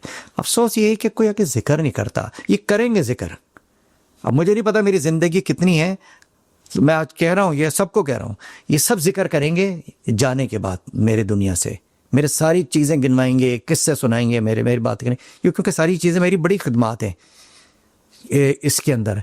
ये आर्ट्स काउंसिल एक इदारा है हमारा, अहमद शाह साहब दोस्त हैं, बड़े भाइयों की तरह हैं। एक ज़माने में जब भी कुछ भी नहीं होते थे, बिल्कुल सिंपल से आम से ज़िंदगी थे, आम से आदमी थे, तब इनका हमने बड़ा साथ दिया। हम इन्होंने जो भी हुक्म किया, कभी इनके कॉन्सर्ट ये वो, हमने बेशुमार मरतबा इनसे पैसे भी नहीं लिए। और बड़े अच्छे इंसान, अभी भी बहुत अच्छे इंसान हैं। आर्ट काउंसिल इन्होंने बहुत अच्छे लेवल पे चला गया है इस टाइम, बहुत कॉन्सर्ट है। मगर मुझसे लोग कहते हैं यार ये आपको बुलाते नहीं है, ये आपको कुछ नहीं करते। मैंने कहा यार मैं इस चीज़ों में नहीं पढ़ता, मगर अफसोस ज़रूर होता है कि इतने बड़े बड़े, हमें इंटरनेशनल पूरी दुनिया बुलाती है, हर कॉन्सर्ट में, हर बड़े कॉन्सर्ट के अंदर, हर जगह जा रहे हैं, हर बड़े से बड़े फेस्टिवल में आप जाते हैं, फेस्टिवल में जाते हैं, और उसको ये इकरार खुद माइक पे करते हैं अहमद शाह कि यार ये कुछ और दुनिया का आर्टिस्ट है। मगर मैं उसके किसी कॉन्सर्ट में नहीं हूँ। मैं उनसे जाके, जिस तरह लोग, मैं ये नहीं कहता लोगों की अपनी अपनी मजबूरियां हैं, लोग उनके पास जाके, कुछ लोग किसी मर्तबे पे पहुंचने के बाद ना वो बादशाह टाइप के बन जाते हैं। वो वाकई बादशाह है इस टाइम वहाँ पे, अल्लाह ने उसको इतनी इज्जत दे दी है। अब मैं तो क्योंकि अल्लाह को फॉलो करता हूँ, अल्लाह ने जिसको इज्जत दी आप इज्जत करें, तो अहमद शाह को बहुत इज्जत दी हुई है। और मगर कुछ लोग जब उस जगह पहुंच के ना, वो कोशिश करते हैं, जो मेरे साथ के जो लोग हैं ना, जो दोस्त थे, जो साथ थे, जो डिजर्व करते हैं, इनको तो साइड में करो। कराची के, मैं नहीं, कराची के बेशुमार लोग हैं, उनको वो आर्ट्स काउंसिल में, हमारी गाड़ियाँ अंदर आर्ट्स काउंसिल में नहीं घुस सकती, सबकी जा सकती है, आम बिजनेसमैन की, लोगों की। हम जब इनको कहते हैं नहीं गाड़ी बाहर खड़ी करें, तो जिस मुल्क के अंदर मुझ जैसे आर्टिस्ट की, जिसने पूरा ट्रेंड सेट किया हो, जिसने इंडस्ट्री को 40-45 साल दिए और ट्रेंड सेट कर ट्रेंड दिया, सेट आज किए। ये जो चश्मा लगा के लोग घूम रहे हैं पूरी इंडस्ट्री के अंदर, हर स्टेज पे, वो मैंने ही लगाया था। मैंने तो सारा स्टाइल आपने स्टाइल दिया, मैंने तो सारी जुगतें इनकी झेली हैं, उमर शरीफ साहब की, मोइन अख्तर की और दूसरे कॉमेडियन की। वो ये सारे फंकी चीज़ें, ये रीमिक्स म्यूजिक और ये ढोल शोल। आज ढोल देखो, लोगों को हैरानी हुई थी शुरू में कि यार ये भी हो सकता था क्या, कि पॉप म्यूजिक के साथ ढोल। पॉप म्यूजिक में ये ढोल भंगड़ा ये वो सब। अच्छा, उस दौरान लोगों ने किया नहीं, लोगों को अपनी बेइज्जती महसूस होती थी कि यार अगर हमने इसकी नकल की। पुराने आर्टिस्टों में एक बात थी, ज़र्फ था थोड़ा, ज़र्फ था। वो कहते थे यार अगर हमने अब सलीम जावेद का स्टाइल अपना लिया तो हम तो जीरो हो जाएंगे, हमें अपना कुछ करना है। हमने अपना कुछ करना, तो कुछ और कर लिया उन्होंने, बैठक ढोलक बजा ली, ये कर लिया वो कर लिया, पर ढोल नहीं लाता था। मैं 15 साल, कम से कम 15-18 साल था कि 15 साल तक तो अकेला था स्टेज का, और ढोल बजता था और सब कुछ होता, दीवाने हो जाते थे। वो ऐसी म्यूजिक होती थी। मगर कब तक रुकेंगे लोग? धीरे धीरे लोगों ने कहा यार हिट तो होना है, कुछ तो म्यूजिक तो करनी, लाओ ढोल। एक ले आया, फिर दूसरे का दिल बढ़ा। अब पूरे पाकिस्तान के कोने कोने के अंदर, यानी इवन जिनको ढोल की जरूरत नहीं है, कवाली ग्रुप को भी, वो भी ढोल लेके बैठे हुए। मगर ठीक है, मगर कोई शिकवा नहीं। जो मुझे मिलना था ना, जो मैंने सोचा था, उससे कई गुना ज्यादा मिला है। ये इज्जत इन लोगों के पास थोड़ी है। जो ऑडियंस आज तक, ये गाना हमने लॉन्च किया है, बच्चा बच्चा, उसमें आप जाके कमेंट्स पढ़ लो, यूट्यूब पे भी, फेसबुक पे भी, सब लिखते थे ना, तो आज़ादी है, जब बुरा होगा तो लिखेंगे। बिल्कुल, सबने इतनी दुआएं दी हैं, इतना अच्छा किया है, इतने सारे आर्टिस्टों की कॉलें आ रही हैं, सारे म्यूजिशियंस की, कि यार बहुत अरसे बाद कोई अच्छा वाला इस टाइप का म्यूजिक दिया है। तो कहीं कुछ लोग हैं जो नहीं हक देना चाहते, तो इंडस्ट्री भी यहीं रुक गई ना। टीवी जैसे कुछ म्यूजिक चैनल तो है ही नहीं ना अब लोग, अब टीवी पे कुछ 1-2 चैनल हैं जो वीडियो देखते हैं, टीवी देखता नहीं अब कोई भी नहीं देखता। अब सब मोबाइल पे जाके और यूट्यूब पे और दूसरे फेसबुक है, इंस्टाग्राम है, सब चीजें इस पर आ गई हैं सारी, है ना। सोशल मीडिया एक्टिव हो गया, डिजिटल मीडिया। बिल्कुल। तो अब टीवी वाले मगर आज अपना गाना चलाने के लिए वो कहते हैं हमें तो पैसे दोगे तो हम आपका गाना चलाएंगे। 1-2 चैनल हैं जो म्यूजिक चलाते हैं, उनका हालांकि चैनल आप देखा कम जा रहा है, स्क्रीन अच्छी है, अच्छा चैनल है उनका, मगर वो इसमें है कि ये सिंगर अब हमें पैसे देगा तो इसका गाना आएगा। बल्कि उल्टा होना चाहिए, सिंगर को हाँ, सिंगर को पैसे दो ना। हमने ये पूरी दुनिया में तो ऐसी ही होता, रॉयल्टी मिलती सिंगर को गाना चलाने। ये हमारा महंगा तरीन गाना है ये वाला, जो बलूची मैशअप, हजारों डॉलर हमने खर्च किए, इंटरनेशनल जाके हमने इसको गेम बजाई इसकी, तो हमें तो पैसे मिलने चाहिए। वो कहने कि ये गाना जब चलाएंगे तो टीवी जो चंद लोग देख रहे होते हैं ना, वो भी निकल जाएंगे। अब वो भी इनके साथ जाते रहेंगे। जब आप पाकिस्तान का, दुनिया का म्यूजिक रोक दोगे तो खत्म हो जाएगा म्यूजिक। आज से 50 साल बाद आने वाले आर्टिस्ट जब वो आपका म्यूजिक सुनेंगे और आपको लोग याद करेंगे, आप क्या चाहते हैं, किस तरीके से लोग आपको याद रखेंगे? देखो, याद तो रखेंगे। हम लोगों ने, ये हमारी रीत रही है, रिवायत है कि दुनिया से जो चला जाता है ना, फिर उसको याद बहुत रखते हैं लोग। आर्टिस्ट ठीक है, जितना भी अच्छा काम, जितना कुछ कर दिया, लोग पीछे ना अगर उसका बुरे लफ्जों में, बुरे अल्फाज में ना जिक्र करे ना, तो समझ लो कि उसने फिर कुछ भी नहीं किया। जो अच्छा इंसान होता है ना, जैसे ही उसका नाम आता है ना, तो आदमी हाथ उठता है, यार क्या अल्लाह उसकी बख्शिश करे, कितने मोहब्बत करने वाले शख्स है। जैसे मोइन अख्तर साहब के लिए होता है, और भी दूसरे हमारे आर्टिस्टों के लिए होता है। कुछ लोगों ने तो सोच लिया ना कि यही दुनिया है। बाद की दुनिया बहुत तवील है। मरने के बाद तुम्हारी जो दादी थी, मुझे सालों से कहती थी, तुम्हें पता है, मेरे पीछे एक ही लगी, मुझे पता है, वो कहती थी तू तर्जुमा पढ़ कुरान का, तर्जुमे से पढ़ा कर, उर्दू में कुरान पढ़, तू कुरान सिर्फ उर्दू में पढ़। सालों कहती नहीं, तो हमारी समझ में नहीं आता था, तो क्या हाँ मैं पढ़ लूँगा। तो इसलिए अब वो दुनिया से चली गई। उसके फिर 2 साल 3 साल के बाद मैंने कोविड के अंदर, कोविड ने बहुत सारी चीज़ें बेहतर भी की। घर में बंद थे, कुछ थे, तो फिर वो उर्दू में मैं माँ को याद करता हूँ, तुम्हारी दादी को, बहुत प्यार मोहब्बत भी था मेरा उनसे, तुम लोगों से भी बहुत प्यार था उनका। तो मैं बहुत, वो जो भी कहती थी मैं कहता ये ले लें, जो कहती थी मैं मना नहीं करता था। तो हाँ ठीक है, हो जाएगा ये भी। तो कहती कुरान पढ़। तो वो उनके जाने के बाद उनकी मोहब्बत पे फिर मैंने उनको याद कर करके मैंने कहा, वो कहती थी ना कि मैं कुरान तर्जुमे के साथ पढ़ूं और उर्दू में पढ़ूं। जब मैंने उर्दू में कुरान पढ़ना शुरू किया ना, तो होता ना होश उड़ जाना कि क्या कर रहे हैं अल्लाह, क्या फरमा रहे हैं हमसे। तो मुझे पता चला कि ये सब चीज़ें बेकार हैं। अल्लाह कह रहे हैं तुमसे भी ताकतवर लोग थे, तुमसे भी अमीर लोग थे, तुमसे भी ज़्यादा शोहरत वाले लोग थे, तुमसे भी बड़ी प्रॉपर्टी वाले लोग थे, बड़े ताकतवर, उनका नाम और निशान नहीं है, ज़मीन में दफन है। कि अकाउंट अल्लाह के पास खुलवाएं, दुनिया में खुलवाया हुआ लोगों ने ना हर चीज़ का, और बड़ा फ़ायदा होगा। लोगों से कहूँगा, रिक्वेस्ट भी है कि अगर कोशिश करें, और करते भी लोगों ने पढ़ा भी होगा, कोई वो नहीं, ज़रूर पढ़ें, कुरान तर्जुमे के साथ पढ़ें, बहुत फ़ायदा होगा इंशाअल्लाह ताला। चलें जी, इख्तिताम की तरफ जाते हैं। जाने से पहले आपके लिए एक तोहफा है छोटा सा। ये हमारा अपना कस्टमाइज स्टूडियो W11 का हमारा एक छोटा सा एक तोहफा है। इसको मैं यहाँ टेबल पर रख देता हूँ। जाते हुए अब ये लेके जाइए। हम आपको पैक वाला वर्जन अलग देंगे, ये खुला हुआ रखा डिस्प्ले के लिए। ट्रक आर्ट इंस्पायर्ड हमारा डेडिकेटेड, ये हमने आपके लिए खसूसी तौर पर बनवाया है स्टूडियो W11 का। बहुत ये हमारे साथ आपके साथ जाएगा। और इसी के साथ थैंक यू वेरी मच। मेरी एक नई शुरुआत है ये स्टूडियो W11 की, और पहला पॉडकास्ट है, और मेरी ख्वाहिश यही थी कि जो मैं प्रोजेक्ट स्टार्ट करूँ वो आपके साथ स्टार्ट करूँ। So thank you so much for coming. और बहुत सारी चीज़ें तो आते रहेंगे। अब तो घर का पॉडकास्ट है ये, आगे इंशाल्लाह ज़रूर आएंगे, आगे करेंगे। बहुत सारे चीज़ें तुम्हारे करेंगे। गेस्ट ऐसे आएंगे जिसमें अगर आपका बैठना लाजमी है उनके साथ। हाँ, ये उनके साथ। एक महफिल जमेगी उसके अंदर।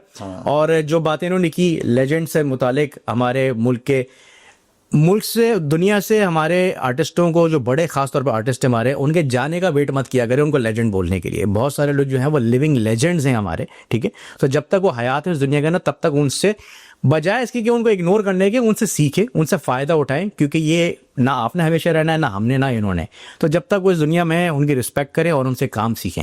इसी के साथ शहजान सलीम जोजी को इजाज़त दीजिए। स्टूडियो W11 का पहला एपिसोड, पहला podcast with the living legend and of course my dad Salim Javed. Till next time, Shahzan Salim Joji signing out. Allah Hafiz.